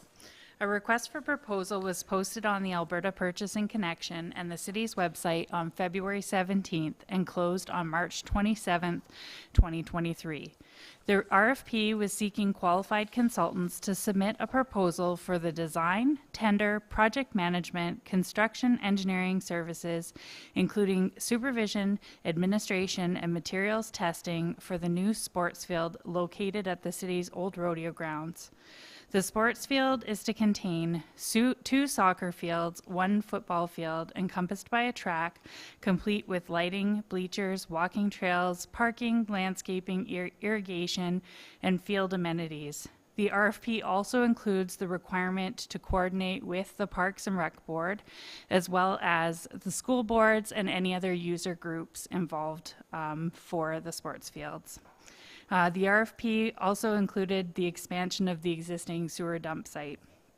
Upon closing of the RFP, the city received 6 proposals as listed below. Please note all these prices exclude GST. So CAP Engineering in the amount of $580,061.33. Stantec Consulting Limited in the amount of $453,671.79. TBD Architecture and Urban Planning in the amount of $355,181. ISL Engineering and Land Services Limited in the amount of $186,163. R.F. Binney and Associates Limited in the amount of $279,753, and YEG Architectural Incorporated in the amount of $379,543, which included several optional items not included in the RFP and could be reduced to $364,543. Staff has reviewed the proposals and scored them based on the requirements of the RFP. The scoring is attached for council's reference. Please note that 2 of the proposals did not meet all of the objectives or requirements of the RFP and therefore were given a score of 0 on the understanding objectives. RFP Binney and Associates Limited was the most favorable proposal with a weighted scoring of 4.6 out of 5. The 2023 budget for this project is $1.5 million, with an additional budget of $1.5 million included in the 10-year capital plan for 2024. Therefore, it is staff's recommendation that the Old Rodeo Grounds Sports Field Design request for proposal be awarded to R.F. Binney and Associates in the amount of $279,753, excluding GST. Okay, any questions? Councillor Woodruff. Okay. Thanks. Just a couple questions. First of all, I was curious, what parts of the RFP were not provided by those other? Thank you through the chair to Councillor Wardrop. Just want to make sure I got the right ones. The TBD had excluded the materials testing, and ISL had not included the preparation and issuance of the tender and materials testing. And the materials testing, what is that? So as part of the design, there's going to be certain specifications of what material testing has to be done during construction to confirm that it's being constructed properly. So there's always an additional cost to have that materials testing done and proven during construction. Thank you. And my other question is, is it possible to request that some of these elements be added to what RFB completes for us? Like, I really like the idea of having that year-round use of the park being looked at. Is that possible to request that RFB adds that to their proposal? Thank you through the chair to Councillor Wardrop. So, I mean, the design process, they're going to be working with the city staff, but also, as I mentioned, with the Parks and Rec Board, the schools, and any other user groups that would be using the facilities, and those kind of things can be discussed as part of the design process. Okay, awesome. And this is the same, consultant that they're working on our Trails Master Plan as well, right? That's correct, yes. So that's nice that they'll kind of have a feel for our community as well. And a connection between Yeah. the two as well. Yeah, okay, thanks. Councillor Goodenough? Could you explain innovation / value added? It scored low, so I'm just curious. Thank you through the chair to Councillor Goodenough. So the way I scored it was giving them scores based on what innovation they have provided. So it's hard to compare them all when you're doing a scoring of 1 to 5. So what I did was give them each points for any innovation that was provided. So if they've been given a point of 2, then they've provided 2 separate ideas of innovation. And if there's none, then they haven't provided any. Could you give an example? I'm just trying Well, to I'm read. seeing, So, yeah, like 1 point was given for value added. So, as for the- instance, ISL Engineering had suggested that they were going to do traffic counts at 2 intersections in the city to look at traffic counts so that they could utilize that for the access design. Okay. I guess what I'm thinking when I read innovation and value added is what's going to set this apart from other communities?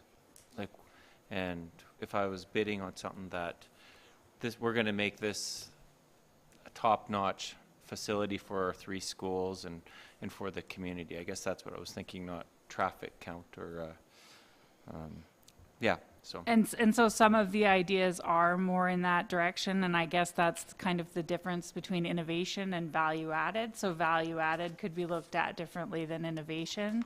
Some of them have proposed looking at the site history and how you could kind of attach that into the design and layout. So it leans both directions, I think. Okay, so in this part of the process of the proposal, these companies wouldn't have done mock-ups or anything or concept ideas, just here's our written proposal? At this point, it's just their written proposal, and then they would put together conceptual plan, and then once communicating with the groups and the city, then they would go on to detailed design. Correct. I just wanted to state that, just so the city or the residents don't think that, oh, they've already designed it and it's done. So just for clarification. Thank you. Okay, Councillor Jessica? Thank you. ISL Engineering actually looked pretty darn good, especially price-wise, but they really took lumps on the understanding objectives. And it explains that not all requirements of the RFP were provided. So we're talking about some pretty substantial emissions to knock them out like that? As I mentioned, yes, they have not included tendering, creating the tender package or tendering the project itself, which were mentioned as requirements of the proposal. Okay. Does that answer your question? Okay, yeah, Councillor Woodruff. Oh, sorry, Councillor Idris. Thank you. You know, I looked at the, we requested that it's a field that contains 2 soccer fields, 1 football field, encompasses a track by lighting and all of that. How much creativity was and leeway was given to them to add things? Through the chair to Councillor Idris, they haven't really added anything at this point. There is no design done at this point. So what their intention or what the purpose is for them to submit a proposal to meet the requirements of the request for proposal, and they are entitled to submit additional work if they so choose to for additional costs. And I think that's kind of what the innovation / additional value item is. And that's, but typically it's just to meet the RFP requirements. And then in the process of the design, then we would see their experience and use their experience with their suggestions and you know, whether it be cost saving measures or technologies or anything like that. Okay, so in the proposal, are they saying things like they are going to consult with, you mentioned something about engaging the community or the user groups? So that's actually a requirement of our proposal, that they have to consult with our Parks and Rec board, the school boards, the soccer association, and the city staff, obviously. Okay. And then in terms of land, like, are they to design on the whole land? I think that would come out as part of the design, where what's required and what's needed, and we could look at that on at the design phase. We've just provided them, this is the area that we're proposing to utilize for that. Okay. I support Councillor Wardrop's idea in terms of looking at these notes. There are some good things in all of them, like the accessibility, the all you use, you know. So these are all good points to use for all of them. Thank you. Councillor Wardrop. Just a little quick follow-up here. When you, because ISL did look pretty stellar here, especially with the price, they still have that experience and everything. When you get a proposal and they are lacking, like they look like it's a great proposal, but they've left a piece out, do you ever reach out? Are you able to even reach out to somebody once they give you that proposal? And maybe ask for clarification, or, you know, why did you not include the materials tested portion, or is that even allowed? We could ask for clarification, but I don't think we could ask them to, or why they didn't include it. I mean, or request that they do include it. Right. I think that would have to be an after award. After the contract is awarded, we could ask them to incorporate those costs, but then again, we wouldn't have those costs prior to awarding. So I see it would be a little bit tricky, because you'd be picking one proposal out and then reaching out, and then I could, you know, wouldn't be fair, I guess. I was just curious if that was ever part of the process. So it's just too bad. Anyway, I like RF Mini. Thank you. Just curious. And just one how long before we would see the design work? Through the chair to Mayor Petrie, the proposals were all very similar in their timings. So we would start this project as soon as possible, and we would probably see the design completed by end of September, and it could be tendered, and construction wouldn't start until next year because of weather, obviously. But they discussed, most of them discussed being able to tender November, December, January timeframe, and then we would award in the new year. Okay, perfect, yeah, okay. Okay, to the motion, all those in favor? Carried. Moved by Councillor Nesbitt that council waive the rental fees for the Brooks and District Chamber of Commerce 2023 Spring Trade Show. Randy. Through the chair to mayor and council, the Brooks and District Chamber of Commerce hosts their annual spring trade show at the JBS Canada Centre. This year, the trade show will take place April 28th through 30th, and the Brooks and District Chamber of Commerce has booked the Field House viewing area, and Flex Hall from Thursday, April 27th at 8 o'clock a.m. until Sunday, April 30th at 9 o'clock p.m. This includes all of the time required to set up and tear down the trade show, and the total value of the rental is $8,036. The city received a request from the Brooks and District Chamber of Commerce to consider reducing the rental fees for the trade show, citing challenges with fewer vendors attending and the significant costs of hosting. They also point out the economic benefit to the community with the number of vendors coming from outside the region to attend. The letter is attached to this memo. Therefore, administration recommends that council waive the rental fees for the Brooks and District Chamber of Commerce 2023 Spring Trade Show. Okay, any questions? And I believe we did this last year too, right? Through the chair to Mayor Petrie, yes, that's correct. Yeah, okay, to the most, oh, do you have a? Go ahead, Councillor, yeah, good. I think this is a good thing. You know, it's been a tough 3 years for the chamber. They're working hard. They're volunteers from our local businesses that help support this and to make this run. And, you know, I'd be in favor, obviously, of supporting this motion. And hopefully our local citizens will get out and support and see the businesses that are in our community and the different options that are out there. So, thank you. Good. Okay, to the motion, all those in favor? Carried. Okay, moved by Councillor Wardrop that the following motion be lifted from the table.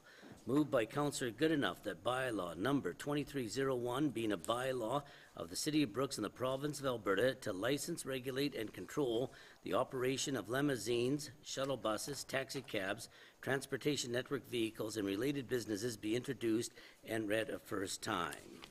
All those in favor? Carried. Oh, did you? We're just reading the first reading here. No, that's lifting it. Lifting it and, yeah, bring it, yeah, okay. John didn't vote. Okay. Just wait, I can read it again, okay. Moved by Councillor Goodenough that the following motion be lifted from the table. Moved by Councillor Goodenough that bylaw number 2301, being a bylaw of the City of Brooks in the province of Alberta to license, regulate, and control the operation of limousines, shuttle buses, taxi cabs, transportation network vehicles, and related businesses be introduced and read a first time. So we're lifting that motion from the table there. So all those in favor?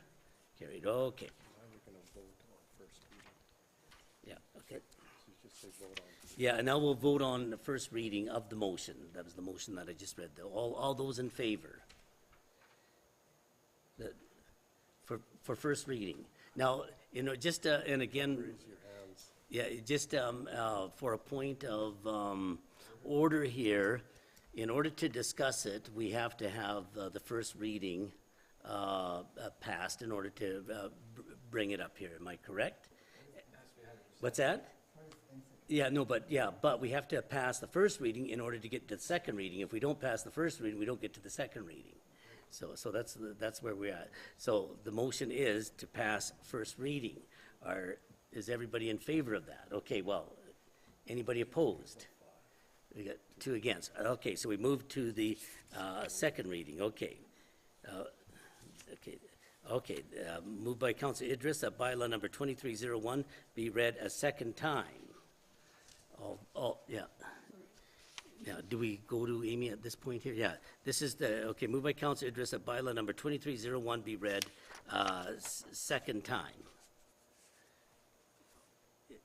No, and then we go to Amy after this, or do we go to Amy first? Presented the information prior to first Reading, yeah. which was tabled, so now there's questions, discussion, and debate. Yeah, right, okay, now we got it straight. Okay, any questions then? So, okay. So, do you want, and just because it's been a while since we kind of went over this, just give the Reader's Digest version on what changes, if that's possible, the changes you made. Sure. Through the chair to mayor and council. So quickly, updates to the bylaw include adding definitions for transportation network company, transportation network vehicle, adding a subsection that prohibits transportation network vehicles from picking up passengers that are street hailing, as all rides must be prearranged. Excuse me. Adding requirements for transportation network companies to apply and receive approval to operate through Alberta Transportation and comply with those regulations. They have to operate, including displaying their company name or trademark, obtaining a certain registration, not having markings of a taxi and not operating as a taxi. And then fines were added if they're not complying with those things. And in addition, from meeting with the taxi companies at the February 28th council committee meeting, the requirement to operate a taxi or transportation network company 24 hours a day, 7 days a week was removed, and it's reflected in the attached bylaw. And then any reference to handy vehicle has been replaced with access transit vehicle, again, from a council committee discussion with Ready Enterprises. I think I have covered everything for changes. If there are any questions, I will be happy to answer them. Okay, we'll start at that, and Councillor Goodenough. So if this motion is defeated, does that mean access, the access name would then revert back to Handy Bus? Through the chair to Councillor Goodenough, I just changed it in the bylaw, so it was just called handy vehicle in the bylaw, so I just wanted to align with what it's actually called. Thank you. So that will still stay the same in our access transit operations. Okay. Councillor Jessica? So if this motion is defeated, the 24-hour requirement comes back in? Through the chair to Councillor Jessica, at this time, yes. If the bylaw is defeated because of the addition of transportation network vehicles or companies, I could bring back another amendment at a different time that then removes the 24/7 requirement at that time, separate from these amendments. And through this long and arduous process, did we ever get any additional communications from the original proponents of this system? Through the chair to Councillor Jessica, when I originally sent the bylaw, I can't remember exactly when it was before it came to, or I think after the first time it came to council committee, sorry. I haven't heard anything back from that company. And again, in this here, you're removing the 24/7 out of that. They don't have to do that anymore. Does this then open it up for an Uber-type service to come into town then? Because, but they would also have to go through all the regulations, anybody else that would have to do that, right? Correct. Through the chair to Mayor Petrie. So the bylaw presented as it is right now will remove the 24/7 operating requirements from taxis and transportation network companies. No other transportation services had to do that. So that requirement would be removed, and it would also allow rideshare or Uber or whatever you'd like to refer it to come into Brooks, operate. They have to follow the same requirements as a taxi company would, so they have to get a broker's license. They have to have all their operators get an operator's license and then follow the same requirements in the bylaw as the taxis, as well as the additional requirements the province has placed on those rideshare companies. Okay. Any other questions? Go ahead, Councillor Wardrop, yeah.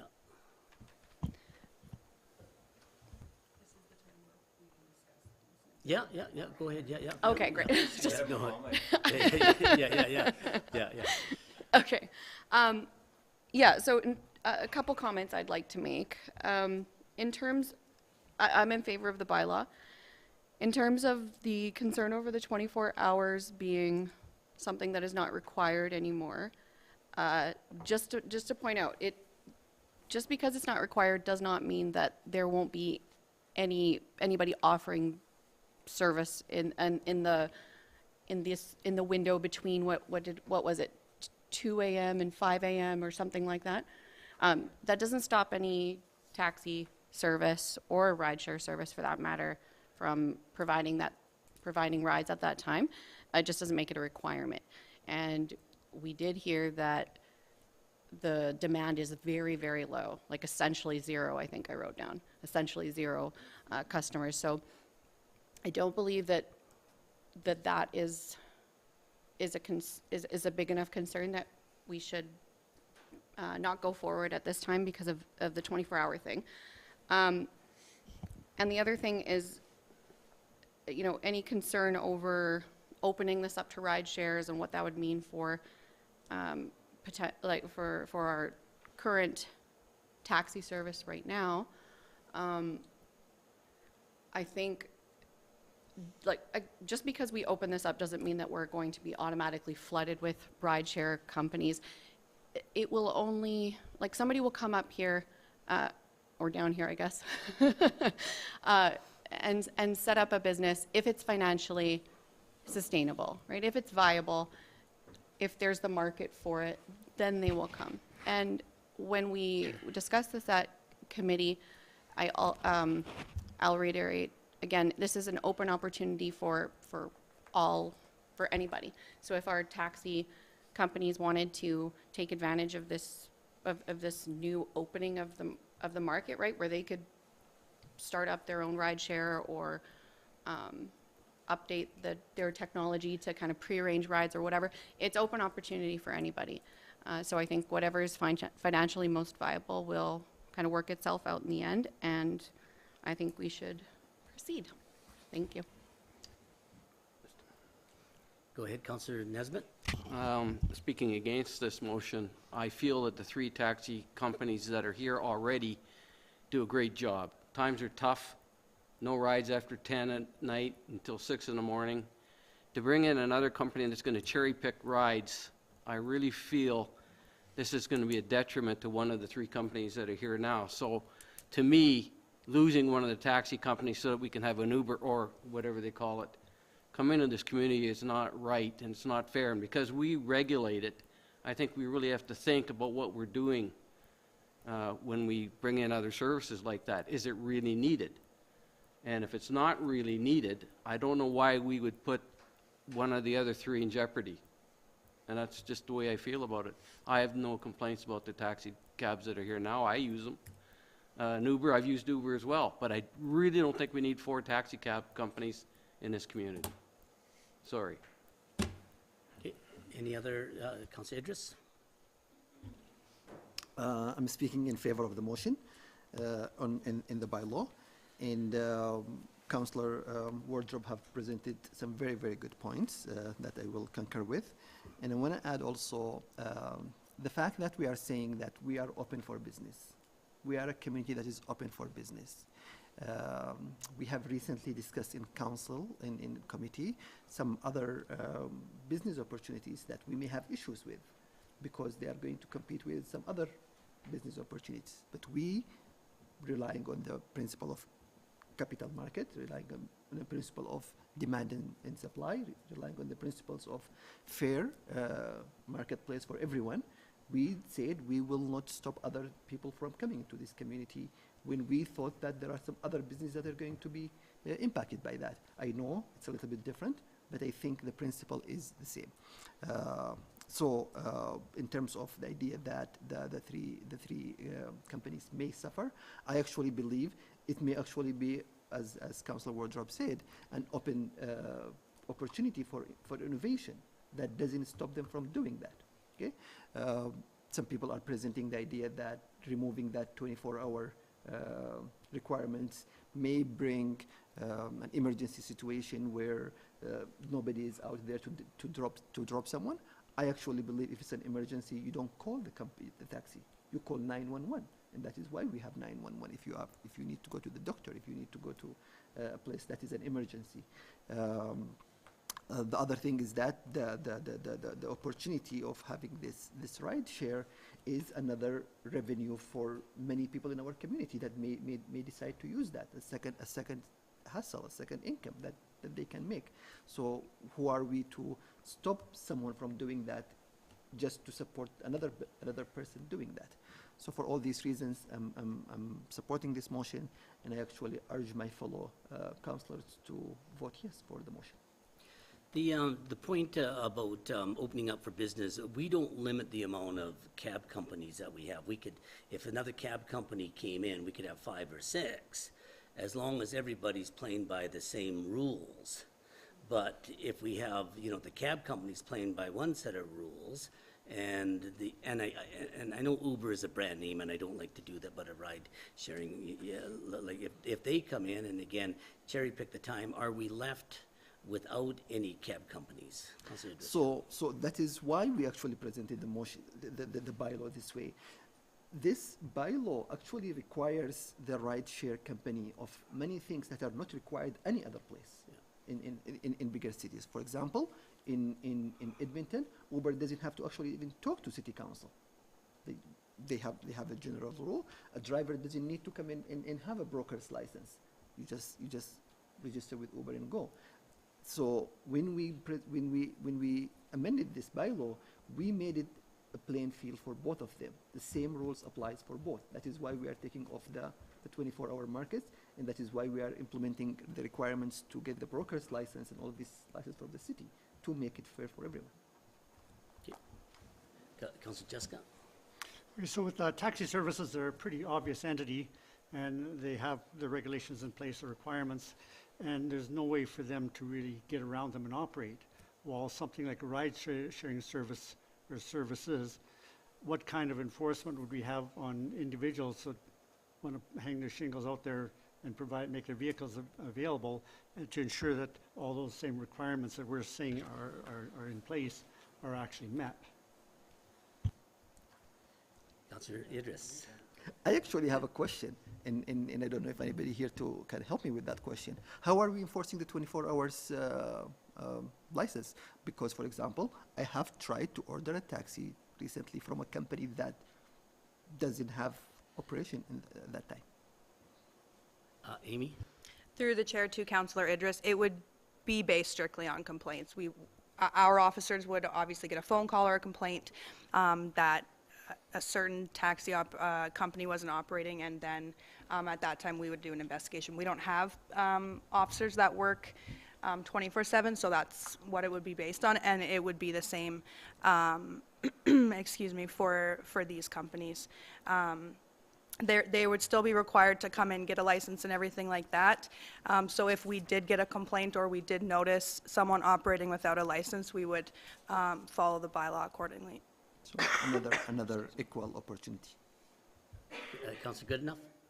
Speaking in favor of this motion, I think the opportunity for residents to operate a business like this, to work when it works for them, is important. And some people may not want to work for the current taxi cab companies that pay less than, I believe it was stated to us by the cab companies, less than $8 an hour, and many charges on top of that. This is an opportunity for our citizens to take control of their lives and not to be dictated by the cab companies. So I'm in favor. I also think that there is actually a little bit too much red tape in this for us controlling these businesses. I would never tell McDonald's how many hours they have to work in a day just because Wendy's is here and they're, well, if a Burger King wanted to come in, hint, hint. But I just would like to see it. But I think this is a great opportunity for our drivers. Councillor Woodruff? Just to add on to that, I think we've been really diligent in terms of making sure that there are the opportunities for cherry picking, I think, are eliminated. Maybe in our first round of discussions on this, we've been really careful, I think, and we've given, like the way that this is written, it's equal opportunity for everybody. All the requirements are the same, whether you would be operating a taxi or a rideshare. And yeah, I think any hypothetical scenario, we've ensured that this is as equal, this is as fair as you get. Councillor Jessica? I guess I'm concerned with this bylaw, and we've talked about maybe one taxi company falling out because they couldn't survive, but what if everybody or a large number of people decided they wanted to get in on this bandwagon, and I'd be concerned that all of a sudden we had one or no taxi companies left and had to start from scratch and they do provide a level and a type of service that there is a need for. Councillor Goodenough, and then Wardrow. Just a response, I'm not sure if we can live in the world of hypotheticals. If there's a demand, then there will be a demand, and the cab companies will be full. If ride sharing doesn't work, it's a hypothetical even that it would work here. It's been tested in other centers. I think Camrose now is finally getting one. We're in a city roughly our size and growing. So it'll be interesting to see. I know Medicine Hat's got one going after a failed attempt. But there will always be a need for cab companies. Just like there's an opportunity for ride sharing. Councillor Wardrow? Yeah, just similar. I was going to respond with the same sort of idea that if it is such a necessary service, then there will be necessary demand. And a taxi company is a company, it is a business just like any other, and you respond to the demand of, right? We've got a supply demand. A taxi will, just like any company, respond to demand and should respond to changing markets and changing trends just like any other business if they want to stay viable. And you know, we see these businesses coming up and becoming quite successful for a reason. They are attractive for a reason. And to Councillor Idris's point of, you know, this does signal that we're open, and I think it's a step in the right direction. Yes. Okay, Councillor Nesbitt. I'd like to say, Councillor Wardrop, it's not the same. You saying all three cab companies are going to go broke and we're all going to be a city of Ubers? Well, basically what you're saying is we need Ubers in here when three companies right now are really having a tough time. They're having a really tough time of making it. Bringing an Uber system in here is going to probably make one of them go out. So you're bringing one in and then one goes out. And I really think because we control this, it's not just people able to come in here. We control it here. We're the one that makes the decisions for the cab companies. So I think that we should do our due diligence and really look at this and see if one of them's going to be broke or go out of business, why are we allowing an Uber system to come in? Or whatever they call themselves. I feel that we should concentrate on what we've got now and keep them going rather than bringing in more competition for them. Because we heard it from their own words here. They're not doing very good. So anyways. Councillor Woodruff. You want me to come over there? Well, to clarify again, we aren't making decisions about who is going to go, whose business is going to stay viable or not. We are just making the decision about are we going to open up for opportunity, equal opportunity. And if the demand, you know, a rideshare company will not come and open up down here if there's not the demand for it. So if there's not enough demand, there's nothing to worry about. If there is enough demand, then maybe a rideshare company will come in and set up shop, and we'd have that service. We'd have a choice between a taxi or a rideshare. Just like we have the option of now it's the skip the dishes. Is it skip the dishes? I should know. I use it a lot. But now we have the option of that, or choosing another way to get your food delivered to you, right? Calling the restaurant directly.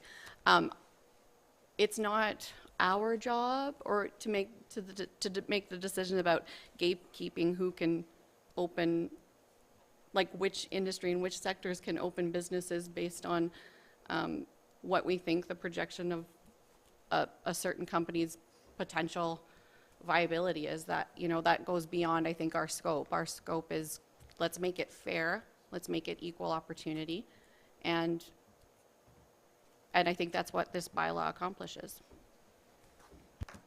Councillor Jessica. So we've been reading a lot about the effect on existing businesses, but I guess, and what's been on my mind a lot is really what is the need and what's best for the residents of Brooks. And, you know, is this, if the need is out there, like you're saying, then this will give people an opportunity to fulfill it. And I guess if the need is not out there, then nothing will come of it. But I've only been in rideshare once or twice, and from when I've been involved with it, or just from listening to people use them all the time, in larger centers, they seem to have almost become a necessity. But I guess that's something we really need to focus on more than whether the existing companies survive or not. Is just what's the best thing for the residents in general. Okay, go ahead, Councillor Idris. Just wanted to concur with that point. Well said, Councillor Jessica. It's not at all an attack or trying to, do something about the current taxi companies. It's about bringing an opportunity for users, whether they are users from taking the ride users or users actually getting a second income users. And we said, I actually, with these restrictions that we are putting, I don't know if there is a rideshare company that will come in immediately.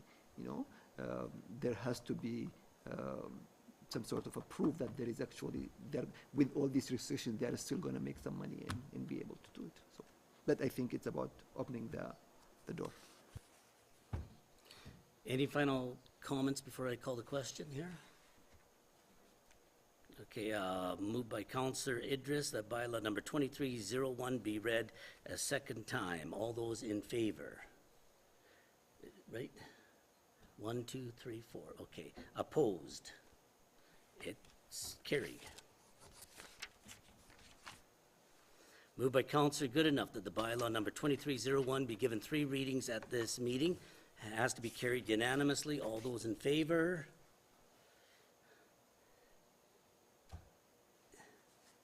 What's the procedure on this here then? That's defeated, so third reading will come up at the next meeting.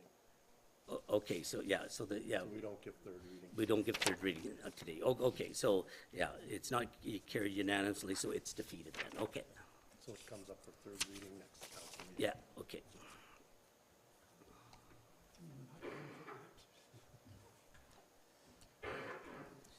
Okay, moved by Councillor Jessica that bylaw number 2307 be read a second time, and this was the BRZ mill rate bylaw, not to be confused with the other bylaws. All those in favor? Carried. Moved by Councillor Nesbitt that bylaw number 2307, being a bylaw of the City of Brooks in the province of Alberta, is to set a rate for the business tax levy on businesses located in the Brooks Town Center Revitalization Zone, be read a third time and adopted. All those in favor? Carried. Moved by Councillor Prentice that bylaw number 2308 being a bylaw of the City of Brooks in the province of Alberta to establish utility rates charged to customers be introduced a third time and passed. Is that, which one? That should be I first need reading. 3. Oh, that's, okay. Which one is this in here now? Okay. Are they out of order here? It's read first time. No, you read it wrong. Oh, I read it wrong. Okay.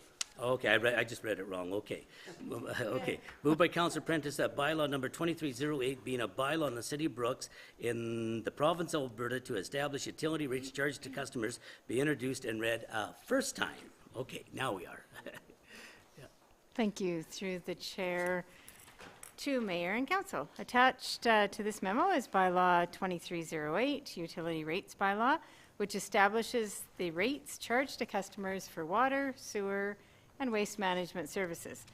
The purpose of the proposed amendments is to streamline the administrative processes relating to the billing and collection of utility service charges, as discussed at the Council Committee meeting on both February 28th, 2023 and April 11th, 2023.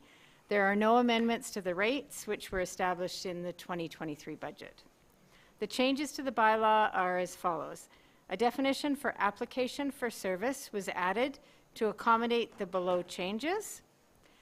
The definition of businesses was expanded to specifically include religious assemblies, as they are now participating in the contracted commercial garbage collection program and should be subject to those rates. Section 3, application for service, is a brand new section which has been added, stipulating that the owner of a premises is responsible for opening any new utility service account through an application process and is required to follow the terms and provisions of this bylaw. In that section, subsections 301 and 302 clarify the timing of when the application for service would apply. In the case of a new development, the utility service account is required to be set up when the water meter is given out by the city. Therefore, water usage during construction will be the responsibility of the current owner, whether that be the developer or otherwise. Although the main purpose of the application process will be to ensure that administration has collected sufficient contract information and proof of ownership, if required, subsection 305 does stipulate that utility services will not be provided to the owner if the current owner owes the city for utility services under a previous account. Schedule D was added, allowing property owners to enter into an agreement with the city to redirect their utility services invoice to the renter or occupant of their property. The utility service account will continue to be in the name of the owner and will be the responsibility of the owner. Section 4, utility service account customer transition period, is also a brand new section that was added to the bylaw, and that allows existing utility service accounts which have been established by the renter or the occupant, other than the owner, to remain in effect until either the occupancy changes or the existing renter or occupant's utility service account becomes delinquent. If either of these two situations happen, a new utility service account will be established in the owner's name for any future utility service charges. The subsections referring to collecting deposits from customers who are not the owner of the property for water or sewer services have been removed, as they will no longer be applicable. And additions to the changes to the payments and penalties section were made to clarify some administrative processes. Specifically, wording changes were made to better clarify the process of transferring utility service accounts to the property tax roll. So it means the same thing, we just changed the wording to make it clearer. Subsection 809 was added, stating that a fee will be charged for any NSF payments. Subsection 810 to 822 were also added, and they kind of set out a process regarding errors which are identified. These subsections maintain that the city will always determine the validity and the timing of the error. However, once identified, any charges or refunds as a result of the error will be applied consistently. And then finally, additional wording was included on Schedules B and C for further clarification. So it is proposed that this bylaw have an effective date of June 1st, 2023, and that gives administration time to aggressively advertise these important changes, giving homeowners and rental properties sufficient notification. So administration recommends that bylaw 2308 be given 3 readings and be adopted. Okay, to the motion, any questions? Okay, to the motion, all in favor? Okay. Moved by Councillor Idris that bylaw number 2308 be read a second time. Any comments or questions? Go ahead, yeah. I'm in favor of the motion of the bylaw, of course.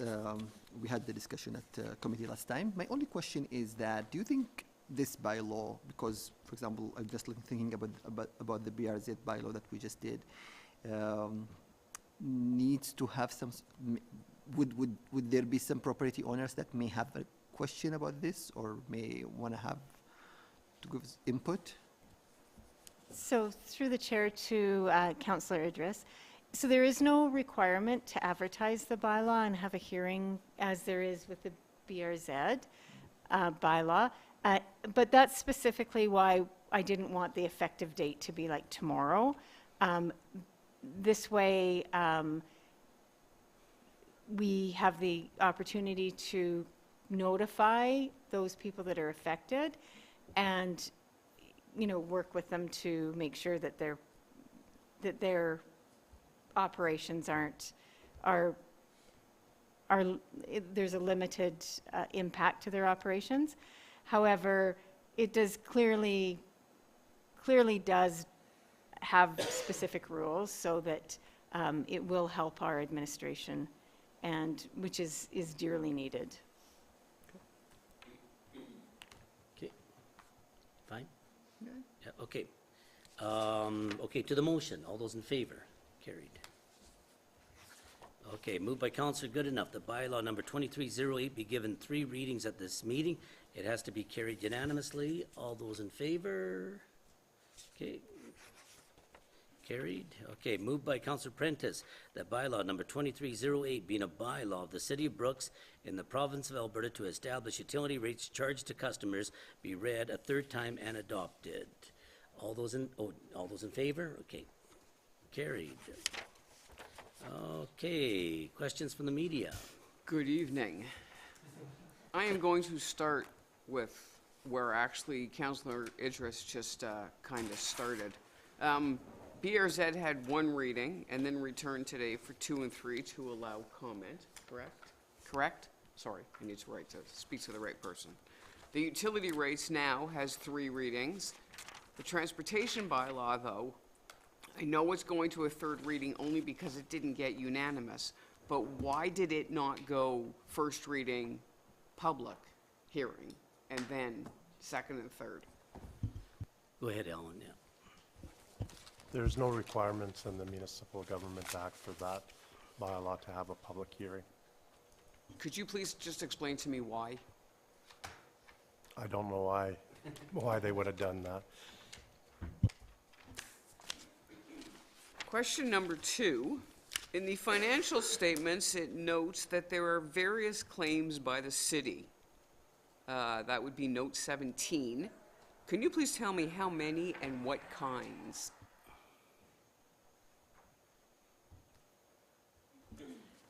So I believe note 17. So this is basically a standard note saying that in the ordinary course of business, there would be claims against the city, whether they be insurance claims or legal claims, and they basically substantially don't affect our financial presentation, and therefore there is no disclosure that's required. So the details of those claims, I would imagine most of those would be not a public nature.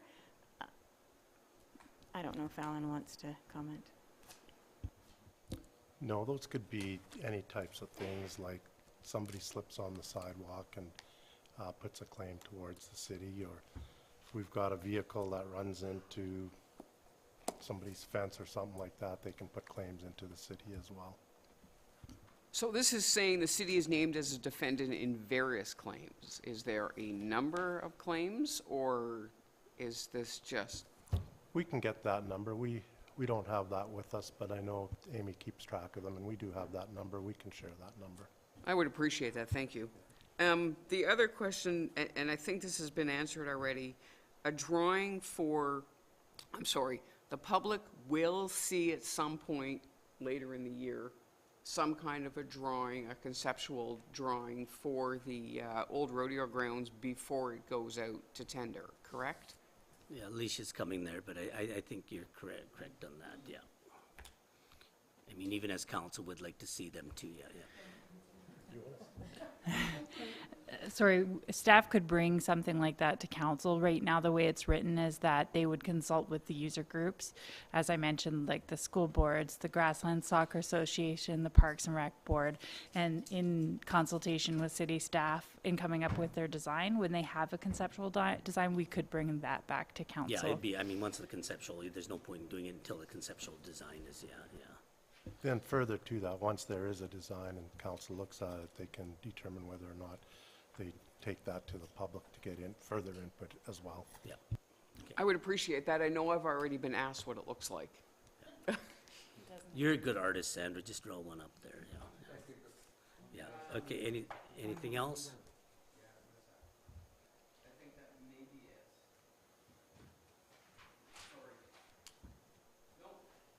Okay, thanks, Sandra. Sorry, before you end this meeting, sorry, I had one more question. Regarding the summer games, it was noted that they've only it was noted that they have only raised a portion of the money. What happens if the full amount is not raised? I'm confident the full amount will be raised. What happens if the full amount is not raised, please? Okay, I'll let Alan in. If the full amount is not raised, there would be a deficit that would have to be covered by the city. Yeah, by the municipalities, yeah. Okay, moved by Councillor Idris that the meeting adjourn at 7:15 p.m. Everybody in favor? Carried. It's a good thing we changed that ruling